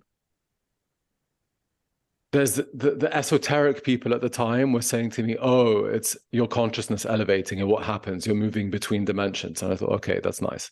And then the Chinese medicine doctor was saying it's your liver purging. When your liver purges, it affects your hearing sometimes. Interesting. I eventually, everyone gave me a different answer. I stopped asking. And it just stopped. It stopped by itself at some point. It just wasn't happening. I also had a very, very bright. I was even months afterwards, and this still happens. I don't really do psychedelics anymore. But if I've been meditating a lot that day, or if I've had a particularly introspective day, I get fractals before I go to when my eyes are closed, before I go to sleep. There is a whole thing going on. So after the Iboga, in addition to the ear ringing, I also had a very bright blue light in my vision with my eyes closed. And it was like almost like a wormhole, it was like a moving blue light. Did you have the same? There was black surrounding it, but like there was this blue thing. I felt like am I supposed to go through this? Because I would try to go through it, and then I would just end up in this field of blue. But I thought, for a while, I thought that there was something seriously wrong with me. I wandered with, I didn't go to the extent of buying all this computer equipment. I wasn't super panicked about it, but I was asking people about it. I was asking teachers at the time, what does this mean? This blue light in my interior vision, this ringing in the ears. Nobody had an answer for me. So I just thought, okay, I'm on this ride, whatever it is. If it ends at some point, great. Yeah, see, that's tough. And I feel like for this guy, like that there was no connection to spirit or spiritual practice at all. And so I feel like what happened was like he just hyper fixated on it. A panic kind of arose. And then it was like this very physical, like, oh my God, I need to fix myself. I broke myself, you know, probably shame and all of these things around that. You're like, if you're an individual that's already not in a great place, right? And then you go and do a pretty intense plant medicine, there's stuff that comes up and then you have no support. You know, I've even heard of an experience with a woman who was, I think she was in India, and she was sitting with a guru. And you know how sometimes you can just be with a person who's certain amount of elevated, they touch you, some kundalini shit happens, and then your fucking third eye gets blown open and you have all this energy. So she was like literally freaking out. So she's having hot flashes and all this energy was running through her body. And she thought she was going crazy and no one was helping her. There was like a year and a half or so that she was just kind of dealing with all of these symptoms, like you mentioned, like the the fingers, energy, the fingers and all of these things, right? And when you have no mentorship to help support you through that, it can be terrifying and create all kinds of neuroses and things as well. They call, I don't know if they told you this in your ceremonies, but they call Iboga, the first night of Iboga anyway, ego death. Did they tell you that? No. So that's what they called it with us. That's what they said, that's how they said how they refer to it in Africa, ego death. So it's kind of this seeing all of getting the slideshow, seeing everything. And I wondered at the time, are we supposed to not attach to it? But anyway, it's interesting because a lot of my teachers afterwards would say, we don't recommend ego death or ego dissolution because it looks like a psychotic break. Slow and steady. It's not about killing the ego. It's about refining the ego, like refining, coming into your values, coming into your bhakti, for lack of a better word, your devotion to what you're just coming into your heart, basically. So I always found that a really interesting analogy, the idea that they said we don't recommend it because it looks like a psychotic break. Because for some people, if you're not anchored, if you don't have an anchor, if you don't have a foundation, if you don't have family that can hold you, if you don't have, you might not have mentorship, but if you don't have some kind of grounding or spiritual belief, whatever it is that anchors you, it's really easy to end up here, especially with a lot of the really ungrounded facilitation that's going on, with this whole story that's being spun around. If you have visions of aliens might exist, I don't know. We live in a world of infinite possibilities, but the story that's spun around of that's your alien family and you're not from here, you're from this outside galaxy, and you're just really that was spun to me. That's spun really to a lot of people I know. And that creates a whole Meet narrative. your galactic family by doing ayahuasca. Meet your galactic family. It's everywhere. It's actually, I haven't heard that yet. That's fucked. It's especially with ayahuasca, actually, especially with ayahuasca. Meet your galactic family. It's all over the internet as well. Really? It's all over social media. You haven't heard of star seeds? Well, yes. And I mean, and I believe in that, in a sense, and that we do have guides and, we've had live or whatever, but that's not, I mean, when you're doing psychedelics, like that's not the purpose of, that's not what it's showing you. It's showing. So what I realized afterwards in the therapy was, because I wouldn't talk about this with the therapist. So the kind of therapy I did was a kind of hypnosis, somatic experience thing. It would like open up a wormhole to all these memories. And that's when I really started to anchor that, my God, all the visions that I have in psychedelics are almost like dream interpretations of the memories. So the aliens were because I felt alienated as a child. And I wanted, the ego is always, and the personality and the ego are always looking to confirm themselves. So if you feel like you were alienated as a kid, you will want to believe that you are not from here. I'm not from here. I don't belong here. So you will create visions around that. That's how the subconscious works.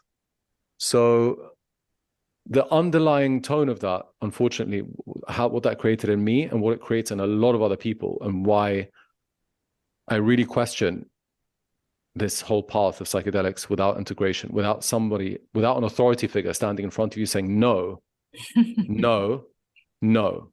And you have to be in a position to receive that no as well, and not think that you are superior to everybody else. But what it creates is, I'm not from here. I'm doing you a favor by being here. I'm here to save the world. I'm here to uplift all these lowly humans. Right? I mean, what kind of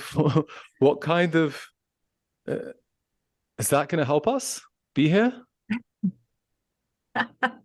More superiority complexes? Great. More superiority complexes. And a lot of people, look, we have a lot of trauma to unwind. 2 world wars in the past 100 years. God knows how many other wars, alcoholism, abuse. There's a lot of things that have to be unwound sitting in our ancestry. So I appreciate and I understand that this seems like a quick fix, and that this seems like something that people can do. And I also appreciate that people have suffered a lot. But having said all that, for a lot of people on the spiritual path, if you dig deep enough, a lot of this perfection that we see, a lot of this self-flagellation is around the idea that I'm not coming back here. If I'm a reincarnated spirit, this is my last one. I don't want to do this again, right? Yeah. Does that resonate with you? Oh yeah, I've said it many times myself.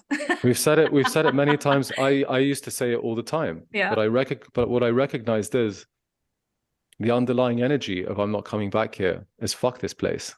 And fuck the people here. And fuck this planet. This is a lowly planet compared to everywhere else. And if you think this is a lowly planet, how are we treated? Is it any wonder? But at least you're consciously aware of it. At least I was consciously aware of it. A lot of people, that's their unconscious way of treating the planet. And then isn't any wonder that we have mounds of plastic everywhere, that we don't think twice before buying a £5 pair of jeans that we're going to wear for 6 months and then throw. I saw a picture today of a field in Chile that's filled with fast fashion. So is it any wonder that we're so dismissive of our actions? And I see it in some of the countries that I visit in the Middle East, especially. I don't want to single out the Middle East, but places that have experienced a lot of strife.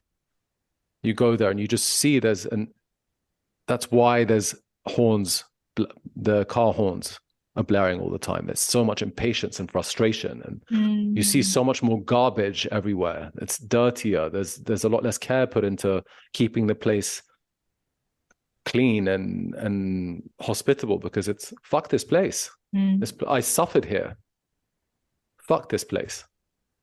So our path to healing, our path to living in harmony with each other, our path to healing the planet is through making peace with being here.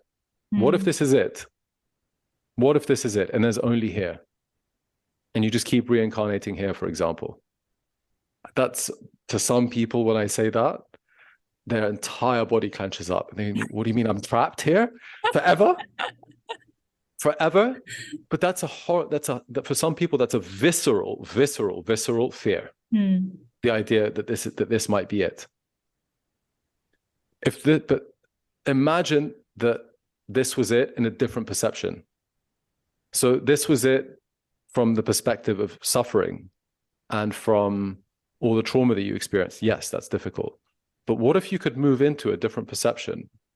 One of what I would say is a bit more non-dualistic, of all of it is just an expression of love in some way or another, even sometimes in the pain. Like in some of the worst, I remember having a really crappy breakup a while ago.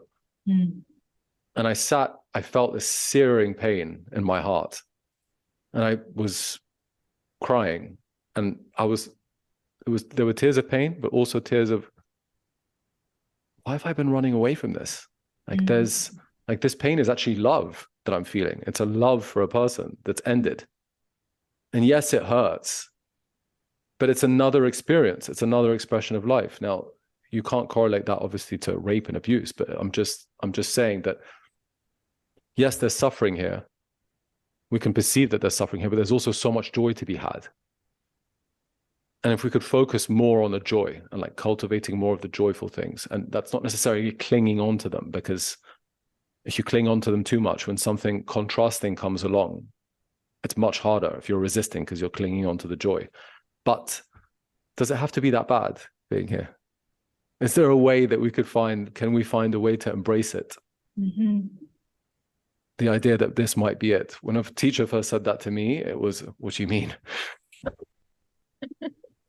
Coming back to this trash planet. What do you mean? And not only that, I mean, one of the core teachings of Buddhism is that there's no self. There is no self. I remember when the Rinpoche said that to me, because I'd been on a path of the Atman, the soul, and you're here to learn, and you just reincarnate multiple times. And then one of the core teachings of Buddhism, which was that there's no soul, there's no self. You're a confused mind stream that just didn't let go at the time of your death. And you stayed attached, that we're made up of kind of these 5 aggregates, and you stayed attached to life. So you just keep coming back and recreating the same stories over and over again because you can't let go. And I felt it. To be honest, the near-death experiences that I've had, I've felt it. I felt that attachment to not being able to let go. That's why so many of these Eastern practices especially are so much about letting go. And that's not necessarily just at the time of your death, because we're constantly going through death and rebirth, even in life, right? So when a death period comes along, can you let go and surrender of the identity that you created? Can you let go and surrender of the situations in your life or the structures that you've built when they're dying, whether it's relationships, whether it's a business, whether it's a career or something? Can you just let go of it? And but I found it fascinating. You know, the last near-death experience that I had, it was a wordless, there's no words involved, but I felt it. I felt the pull in my heart. And I wondered, wow, these guys are onto something. They really understood it. They really understood that there's this magnetic force to this place that pulls us back. We love it here, actually. Otherwise, you wouldn't keep coming back on some level. On some level, we really want to be here. And can we tap into that part and make that the dominant part while we're here? If you want to let go at the end and extinguish yourself, great. But while we're here, how can we tap more into just wanting to be here? Like, okay, I'm experiencing this pain. I'm experiencing this suffering. This is horrible. And there's so many people being let go of their job, being let go of in tech at the moment, for example. One very particular tech company is being horrible about how they're firing their employees, a social media company. Anyway. And yeah, it just comes back to this, even in that, where can we find an opportunity in that for a recalibration? Because it is an opportunity for it's an opportunity. Every death is an opportunity for a rebirth. Wouldn't you agree? Oh, absolutely. I'm going through it right now. Yeah. I Yeah. can't wait to see what you do. Oh, so many things. I mean, like it's not a total death. Like there is still, yeah, I'm not totally sure how it all shakes out, but I know the feeling underneath for me is freedom and more alignment. And yeah, just moving more towards destiny, right? Like life is full of really, really, really fucking hard moments. And when I look back at all of those, there have been really potent lessons. And not to diminish those experiences, because, you know, some of those really, really, really hard, dark moments lasted years. But there was still beauty. There were still trees. There was still the mountains and, you know, the things that I love and I cherish. You could take everything away from me, but like, if I can just still go out into nature and swim in a lake or have a nap on the beach or whatever, it doesn't matter, because that's really all that matters to me anyway. Yeah. Do you have any concept around whether you co-created those situations? Do you feel sometimes, do you hear the whisper in you that creates them? Well, it's interesting. Yes, some circumstances were me not listening to my intuition and leaving situations that I should have listened a little bit earlier and left. And then the universe came in and was just like, well, you didn't pay attention. So this is going to be a much worse situation than it needs to be. Some of it, I honestly feel is fated. This last episode, I saw it coming up in my astrology chart and I was like, no. And I didn't really take it seriously. And I was just like, nah, it's going to be fine. And yeah, it'll be like a high octave of it. And it's not going to be a big deal. And literally on the fucking day, all of this starts happening. And I'm just like, whoa. And now I've kind of got like this ego thing going on in my mind. And I'm like, what is even the point? Like, is there even such thing as fucking co-creation? Why am I even here if my higher self has just already predestined everything and I just have to, like hold on and just go through some other plan? Like, what am I even, like, are my desires even fucking real? Does it matter? Like, I have this whole like frustration. That's so interesting. Aspect. That's so interesting. I have a conversation on my Instagram feed. Have you heard of the pattern? The app, the pattern? That's literally the app where I saw it coming. So, I was like, holy shit. The founder of the pattern's a friend of mine. I have a conversation on my Instagram page with Lisa here in my apartment, precisely because of that. The idea that, because what is destiny and what is fate? I wanted to understand because I went through a Pluto cycle that I saw coming up on her app. I'm literally in one right now for 2 years. Okay. Is it a Pluto square? Which one is it? What's it called? Square. What's the name of the theme? Mission realignment, and there's another one. There's two. Mission realignment. Depth and growth. Release and something. Releasing something. So and the low octave of it is like, oh, it's time for you to face your fears. And you might feel like your entire fucking world is crashing around you and you're never going to reach your destiny. And I'm like, check. Like, really? Like, and on the day. Yeah. Just crazy. So I had a similar thing. I had mission realignment and then depth and growth, basically kind of two Pluto squares or something kick off at the same time. Yep. I'd had years of kind of this evolution and growth. I thought I was all set. Okay, I'm going to teach. I'm going to do this. I'm going to do that. I had a very strong meditation practice. I would sit every morning for half an hour, sometimes an hour, find my center, go about my day, set my intention right there in the morning. Everything flowed from there. I was teaching a lot. And then 6 months into kind of the intensity of this, I didn't really pay, like you, I didn't pay much attention to it. It started, my mission realignment was about stepping more into teaching at first. So I was teaching a lot more. But then when this depth and growth thing hit, holy shit. I mean, that was, it took a couple of months for that to kick in. But why I brought up the whisper for you is because I heard it in my meditation in the morning. I heard a whisper, which was, I was in Ibiza at the time. I did my second lockdown in Ibiza and I heard it, like it was 7 a.m. on a Wednesday morning. I just heard this tiny, tiny whisper, which was, things are getting a little bit stagnant. Let's fuck shit up. Let's fuck shit up a bit. I've definitely had that for a while. It's time to go on a ride. Like you're getting a little bit too comfortable here. And that was the beginning of all of a sudden, within the space of a couple of weeks, the ramifications of COVID on my business came to fruition, which was being shut down basically for a year. All of a sudden, all of the mess had to be dealt with all at once. And not only that, even in my spiritual practice, I would sit down to meditate and it was like there were 10 radios on at the same time, all of a sudden. Not that meditation is necessarily, I teach very, very firmly that meditation is not supposed to be silent. You're supposed to be able to cultivate detachment.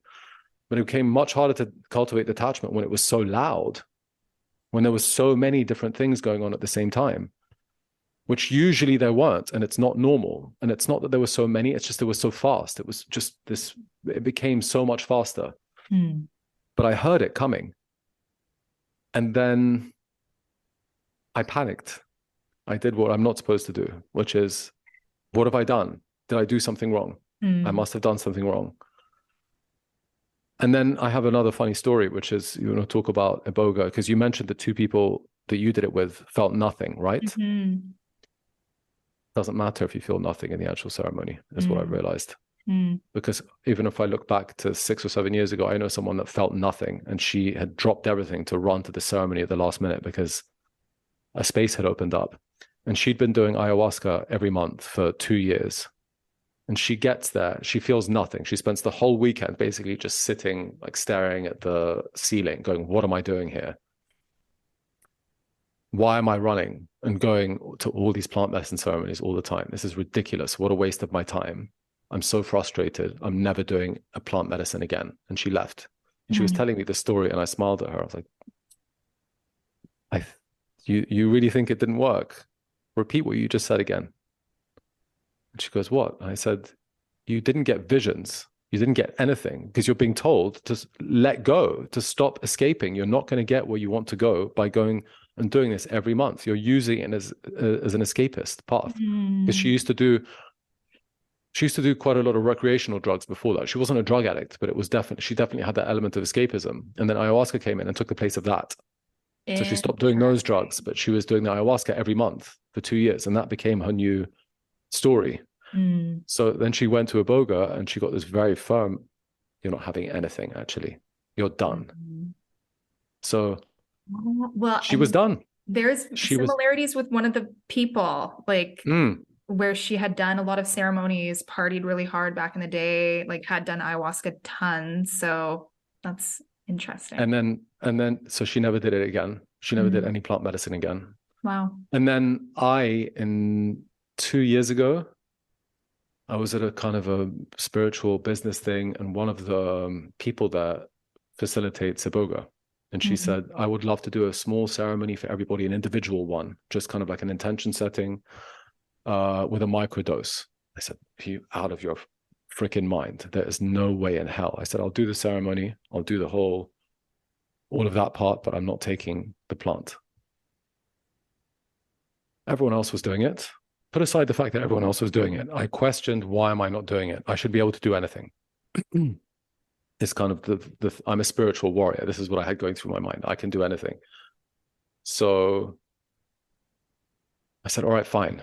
The intention I'm going to set, I was like, I feel like I have a lot of fear around this and I don't want to be afraid of anything. So the intention I'm going to set is to step through fear with this. So she gave me the tiniest microdose. I did not even feel it. I felt nothing. We went to the park, went about our day, nothing, like not even the tiniest hint. It might have been like a little bit of an elevation, but nothing. That whisper that I heard a couple of weeks before that really kicked in after that. I didn't make the connection. I didn't think, I had no idea that this thing was in my system or that I was participating in anything. I completely forgot about it because I felt nothing about it and I went about my business. But that was one of the hardest years I've ever had afterwards. Towards the end of it, 10 and a bit months after, actually almost 11 months to the day, from that microdose, I'm sitting in my meditation in the morning. I'm coming to the end of my depth and growth Pluto square. If you want to go by the pattern, it's ending within a couple of days, according to Lisa's calculations anyway. And she comes to me, the spirit that I used to see, the vision that I used to have of this plant and the ceremonies. And she says, you've had a tough couple of months. You had a tough year. You completely forgot that you called me in 11 months ago, didn't you? Well, I've been there. That's the cause of what's been going on in your life. Now she said, now you know what it's time to integrate. She said, now your integration starts. And I had no idea that this thing was in my system. I didn't connect to it. Absolutely no clue. I completely forgot about it. And even if you want to, whatever you want to call that vision that I had, if you want to call it a manifestation of my subconscious, whatever it is. But I had ingested the plant 11 months before, and everything unwound after it. It was a brutal beating, to put it lightly. It was a questioning of everything that I hold dear, from my relationships to even my spiritual beliefs. Yeah. Is that it? All of that philosophy that I've been holding on to, what is that I've been holding on to so dogmatically, that this is the way, and that we have to be perfect, and we have to be that, and we have to be that. And then the teachings of Buddhism really shook me up in some way. I always say to people, spiritual awakening is not this fantasy that you see portrayed. And there's nowhere else. You're not going to get to some elevated space where all of a sudden all suffering ceases. Spiritual awakening, if you have one, is quite a thrashing for most people, because everything that you've been holding dear starts to be questioned, and you have to let go of a lot of beliefs, a lot of ways of being. You have to let go of in some ways parts of your entire life. It's really, really challenging for a lot of people. I'm sure it was for you. I'm sure it's been for your friends that have been in similar situations. So to kind of circle back to psychedelics and plant medicine and all of this, it doesn't matter how small it is sometimes. Or if you feel nothing, it's you're calling in, you're creating a ritual, especially if you're doing it in a ritualized setting. It's a ceremony. And the Bwiti in Africa, for example, with the example of Iboga, it's an initiation, and it's a rite of passage. It's a way for them to befriend and experience death. And it's also because they're very religious. I don't know if you know much about this part, but it's also an act of repentance. They go for weeks afterwards into these caves or these rooms. What do they call them? Cubes or rooms or caves? Anyway. And they pray for weeks for repentance, to make up for their sins, for the sins that they uncovered or that they felt during their ceremony. And I completely unconsciously, that's what I did for years. I didn't know that that's what I was doing. I didn't know that that was part of their ritual, that that's what they did. But I did that for years without realizing it. I would be in meditation. I would get a vision of someone, or I would be repeating a mantra, and I would get a vision of someone that I need to apologize to out of nowhere. I'm not part of a 12-step program. I don't know anything about this. Someone that I bullied when I was 11 years old, and it got so loud, and I thought, I'm not going to message this person out of nowhere.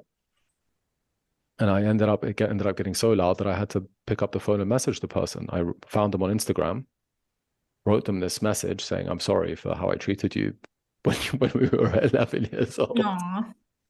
But it turns out, this is the funny thing, he needed to hear it. Of course. He needed to hear it. He said, thank you so much. That actually has been sitting in me. You don't understand that I actually needed to hear it. Wow. And I accept your apology and I forgive you. But that's part of kind of the beauty, I think, of growth. And that's why it probably is such an important element of 12-step programs, that when you get to that moment, these moments when you're older, when you're kind of really starting to face your mortality, what kind of life did you live? Can you make peace with it? Can you appreciate and not have regrets? Yeah. That's real integration right there. Yeah. Well, we've gone over our time. We might have to leave it here. I could just talk to you forever. I feel like we could talk for hours. Yeah, there's so much more. It's so interesting what you had to say, and I'm really fascinated by the fact that we had such similar experiences. Isn't that so interesting? Yeah. Yeah, because the other people that I spoke to at the ceremony, it was like, it wasn't that similar. So that's very unique. So I always temper my advice to people, like we said before. I think we started recording before we were talking, which is, your sanity is precious. Yes. Really think about, because even now when I look at research, so I've been going to psychedelic research conferences just to understand what the conversation is at the moment. And all the research studies, so university-led research studies that are being presented at these conferences, the most challenging cases, and which are not a small number, by the way. People think it's kind of this 1 in 100. It's not. So a recent study with psilocybin over the course of a year for treatment-resistant depression found, I think it was 15 or 16% of participants had more severe depression after the study than before. And that was already with treatment-resistant depression. And when they were trying to analyze why, it really depends on the foundation that they were approaching it and what they were coming in with and what their foundation was. the thing that those 16% or 15% had in common was that they genuinely felt stuck. It was like, I'm stuck and I'm trapped in life for a start. And this is going to be my magic pill. And when it doesn't become that, because if you go into something feeling stuck, that's just going to amplify. That's what these medicines do, right? They just amplify whatever's already there. Yeah. So if you already felt stuck, it's just going to get amplified. So if you feel that way, please, for the love of God and for the love of you, unwind that away from a psychedelic, or really consider it. Because we didn't touch on this so much, but if you have really, really complex trauma, do a lot of work before. If you can't sit in meditation for half an hour and watch your mind, if you find it really hard to listen to your inner voice, you're not ready for psychedelics, because can you see it play out in front of you and not get attached to it? So yeah, I completely agree. And I have people come to me all the time that are in a really bad place, and they're like, so shrooms? And I'm like, no, how about you start with some breath work? You know? And are you able to sit with yourself? Are you continually like escaping with drugs and alcohol? Like, you just jumping into something like that. And especially going into ceremonies now too, where someone might give you 10 grams. Like, you don't know, right? So there's just so many different variables, and people are reaching for any sort of numbing, right? Or like a quick fix. Quick fixes. And I think both you and I can look back on our experience and say that it was important for us, right? You don't regret it. No, not at all. I don't regret mine either. Yeah. So I don't believe that for anybody, that the purpose of life is to avoid all suffering. Yeah. So that's not why I'm paraphrasing this. That's not why I tell people don't do this. It's just because the conversation has gotten so loud. And in the past few years, there are cases that I've come across within my friend circle and within my student circle where they didn't come back, where they haven't come back. So I came back, you came back. I bounced back within the space of a year, 2 years. Probably the same for you. From the severity of it. These are suicidal cases I'm talking about, where nothing is working.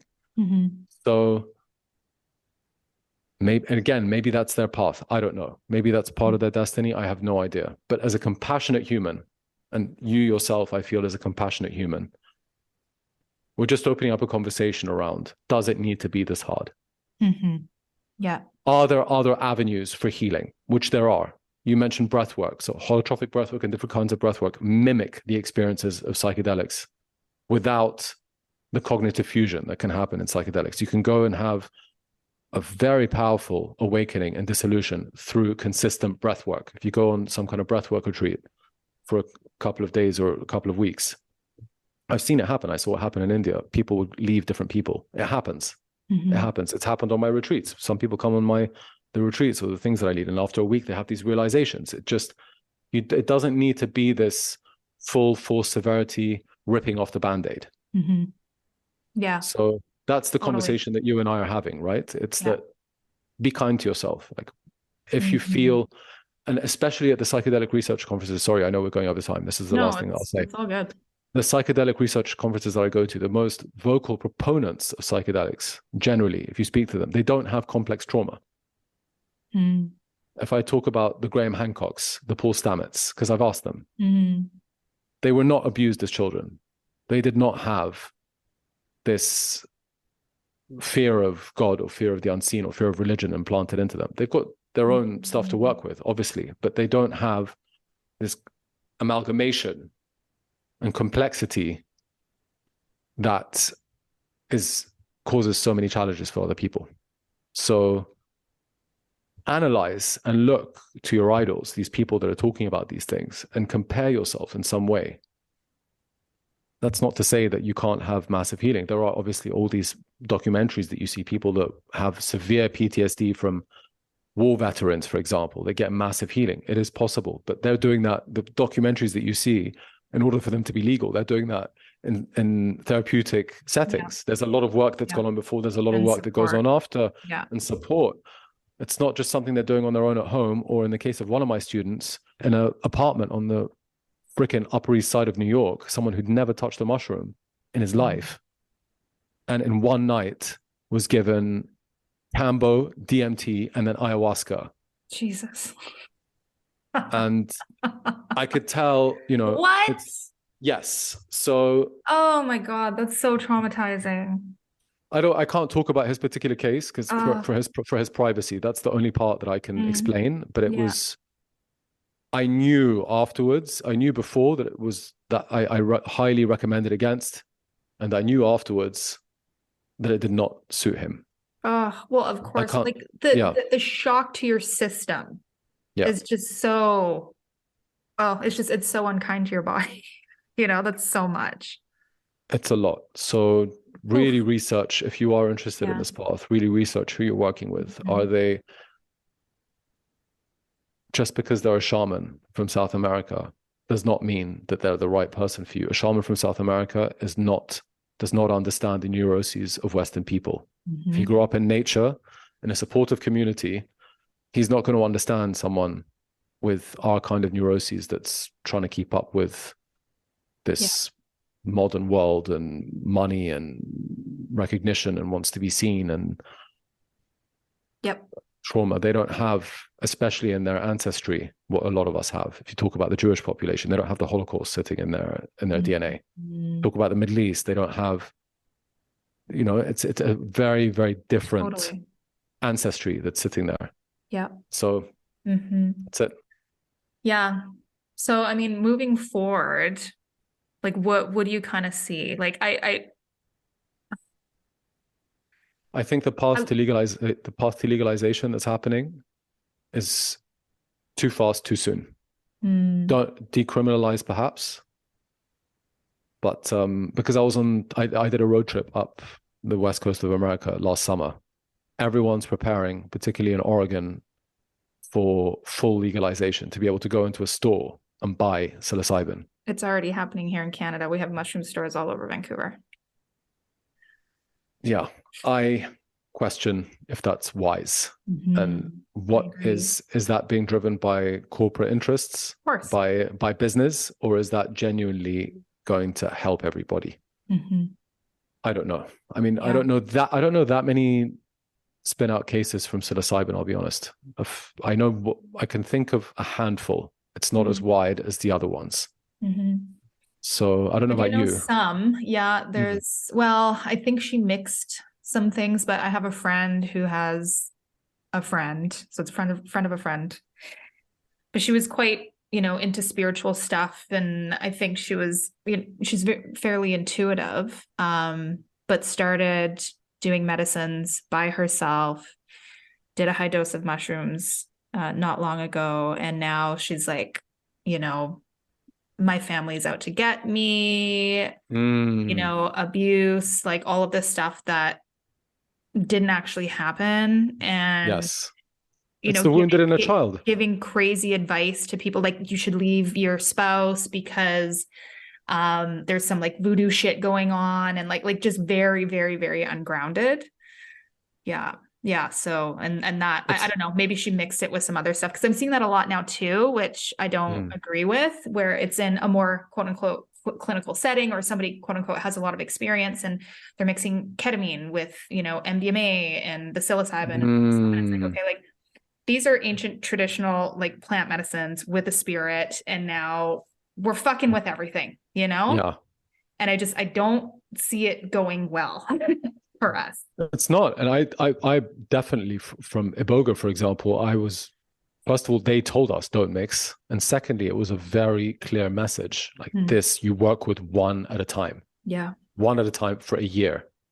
We weren't even allowed to come back and do a second one till after a year anyway. But if we wanted to, but it was very clear, don't mix. Yeah. Like that energy of that plant is with you for a while. That's why they said don't mix. So, but it's interesting what you said about your friend, or about this person that you remember when we were talking about the hidden inner child that's now given license, and just they basically take over the perception control. Yeah. So this hidden inner child has been brought up to the surface. had some rage because their mom didn't give them candy when they were 5 or whatever it is, and it's now my family is out to get me. But the out to get me part is a big one, because it's another part of, we don't consider that we're raised with horror stories. It's sitting there in everyone's subconscious, even Disney. I love Disney on some level, but growing up, I don't know if you've seen the original Snow White, for example. This evil witch that wants to feed you an apple, and that's sitting there in kids' subconscious. Interesting. And then that comes up. It's my family's out to get me, and there's all this voodoo shit. And where's that coming from? It's coming from that perception. It just gets passed down. It's a pattern that keeps getting repeated and it hasn't been healed. That has been sitting in human consciousness for thousands of years. Anytime that there was some kind of natural disaster, it was, we did something wrong. We unleashed the evil spirits. We have to repent. We have to find some way to unwind it. There was always a way to blame something that you couldn't see, rather than just accept cycles and natures of life, and that God knows what he's doing. He or she, whatever we want to call the energy of God. Let's just call it an it, I think, because we can't possibly put a gender on something that's unexplainable, but that there's a big plan happening here, and we don't need to assign a meaning to everything. So coming back to your friend, just really, it's a shame, because you need some kind of anchoring, some kind of grounding, someone to say, this is bullshit. I need you to, I'm trying to help you. The thing is, who knows if people are ready to hear that? If you look at, there's a very famous prince that's been writing books from England. Oh yeah. I don't know if this is going to resonate with anybody, but sweet man, obviously, but that's a wounded inner child taking to the surface, and it doesn't matter actually. Who knows? That's his path, because everyone's tried to talk some sense into him, and it's not working. So interesting. Maybe that's just where these people have to be for a little while. That's the thing, right? That's the thing. What can we do? Can be part of the path, but I think it's just important to raise awareness and help people make 100%. decisions, right? Help people make good decisions, and to realize this is the most important part. This is not the only path. Yeah. We're all trying to go somewhere, right? Yeah. We're trying to learn to, I hope we're all trying to learn to be here better. We're trying to learn how to be better with each other. And we want to find some kind of meaning to what life is. We all want, on the most deep level as humans, joy, connection, purpose, probably. Is plant medicine the only way to get those things? No, it absolutely is not. Yeah. You can find joy in a lot of different ways. You can find meaning through a lot of different spiritual traditions which already exist. That's a really important part for people as well, is you need to have some kind of anchor for why this world is here and why you're here. Because otherwise, if you're just floating around, it's going to be really challenging. And the purpose thing, the Japanese, one of my influences for Zenish, the community platform I set up, was this man called a psychologist from the early 1900s called Shomen Narita, who had this whole process around how to help people find purpose in being. It was a 3-week program, silent retreat, followed by creative work. And that's people with severe anxiety and severe depression would leave his centers completely different people. It is possible. We know it's possible. We know it's possible without medication. We know it's possible without plant medicines. It is possible. So the problems to our ails are from probably the societal structures we're part of, which we need to recalibrate, and the lack of community and the isolation that we're experiencing. And a deep disconnection from us, because we're so just completely beholden to this thing and to this thing that we've forgotten what we actually want. What do you actually want? What brings you joy? And it's generally what you most enjoyed doing when you were young, for most people. If you could reconnect with that and learn to hear the whisper of your soul inside, you're set, you're golden. Well, I used to love digging through rocks in the driveway and pretending that I was a paleontologist. So, I mean, I got to get back to that. I always said in my retirement, I'm going to take up archaeology. If it's something that you love, why not? Who knows? Maybe you're only here once. I love that saying, you only live here once. You That's only live so once. funny. Oh, I could see that. Yeah, I don't know. I just Yeah. manifesting generator. I can do a whole bunch of stuff in this lifetime. And what's your profile? 1-3, Okay. experimenting and yeah, yeah. And do you remember I studied human design for 4 years. Do you remember your sun and your earth gates? No, I don't know. I have Okay. the app, but I would have to look. Which Yeah. app do you have? Oh, you have My Human Design, Jenna's Jenna's. one. Yeah. Yeah. Yeah. Hmm. Yeah. So your sun and your earth are generally really interesting ones. I So don't know. much more I to need be to learn said. more about that. I would love to actually interview your friend more on that because yeah, it's such a potent piece of technology. And I don't know how she knows so much about it. Like, because she seems very young, and I'm like, did you just incarnate like super evolved? Like, how did you even come up with all this shit? She's She's not that young. I mean, she's young. She's younger than me, but yeah. she just spent a lot of time learning about it. She Yeah. read every book that she could. Mm. She realized that the language around it was not particularly helpful to a lot of people. The original Mhm. language was really kind of quite harsh and judgmental. And even my teacher was Karen Curry, who wrote Understanding Human Design, which was one of the most well-known human design books and one of the most accessible ones. And even she used to say that that language is not helpful at Mhm. all. I think towards the end of his life, Ra, the founder of human design, got quite bitter. Mm. Interesting. So, and even with human design, I let go of it. I didn't want to attach to the stories of it anymore because I Mm. started to wonder, and that was kind of my disconnection from it, came from starting to see us as holograms that are evolving all the time, because your human design chart isn't fixed. It's like your natal chart in astrology. So if you ever look up your just now chart on my body graph, there's all the planets bring in different connections all the time. So if Yeah. you're, for example, a manifester, so Ra, the founder of human design, was a manifester. And when I let go of was when I had this realization, when my teacher said to me, oh, but he was able to channel human design and create human design because he had a connection that made him a manifesting generator for 7 years, a planetary transit. I was like, Oh. what? I was like, what? So why are we telling projectors to just do this? And why are we telling, manifestors to just do that and reflectors to just do that? If you could have a transit that makes you something else for 7 years, I mean, in that case, you should just let go of all of this Interesting. and just connect to your intuition and do what feels right Yeah. to you. Yeah.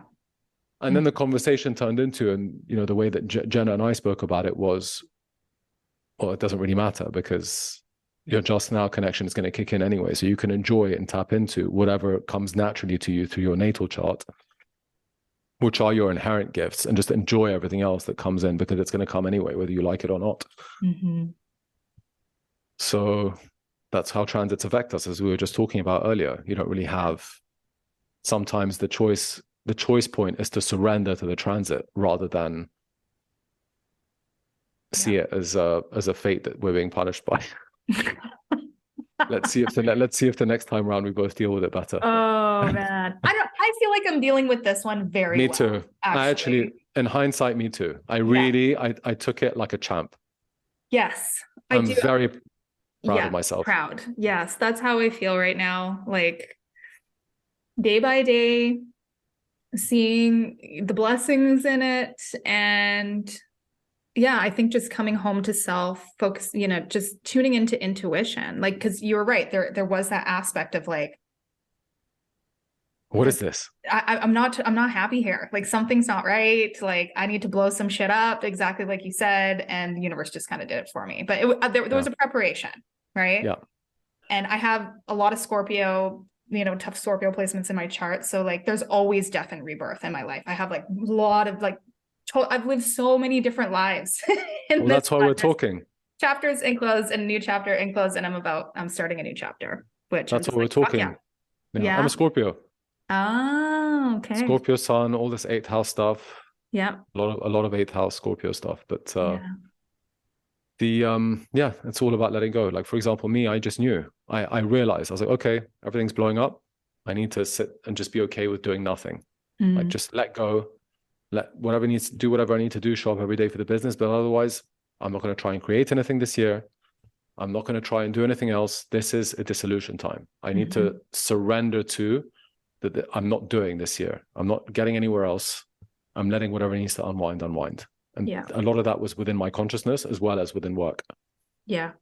I feel that as well, at least for this summer. I'm just going to let the chips fall as they may and just take yourself on a trip. Just go have some fun. I mean, I did. And there's going to be more of them. And I'm going to have friends visiting that I haven't seen in a long time. And there's going to be adventures in mountains. And yeah, I'm just going to enjoy it. Yeah. Come to Marfa with me. I'm taking a group to Marfa in September, October. Have you heard of Marfa in Texas? No. It's an art town. So it's an inspiration trip. It's just these incredible sculptures that this one artist called Donald Judd had a vision in I think it was 60s or 70s, I forget, 60s or 70s, that he wanted to move to this tiny town in Texas, high desert plains, and build these, what can only be called monuments. Amazing, inspirational art structures. And then these two other artists went with him, Dan Flavin, who creates these beautiful fluorescent light, mood art, like basically affecting your emotions. It's emotive art. And they created this town. And I went there 10 years ago. They didn't create the town was already there, but the town basically became what it is because of them. But it's hugely inspirational. I find it hugely inspirational. It was to me. The idea that you could just follow your own volition, be so completely unique, because these weren't wealthy people. These were just artists, humble artists. And they had this vision for what they wanted to create in this place, that they wanted to create their version of beauty in a place that was just barren, and create these sculptures that would inspire people and open up a portal of inspiration, I guess you could say, or just something in people, awaken something in people of, here's some real beauty in a place that you didn't think you would see it. I love that. And they had the guts to just do it, to follow their intuition. And like, this is my purpose, is I do this with my hands every day. And this is what brings me joy. And I'm going to do it. I don't care what anyone else says. And I'm going to do it in this random place. And even though everyone's telling me that I shouldn't be doing it, this is what I feel in me. This is what my core is pulling me towards.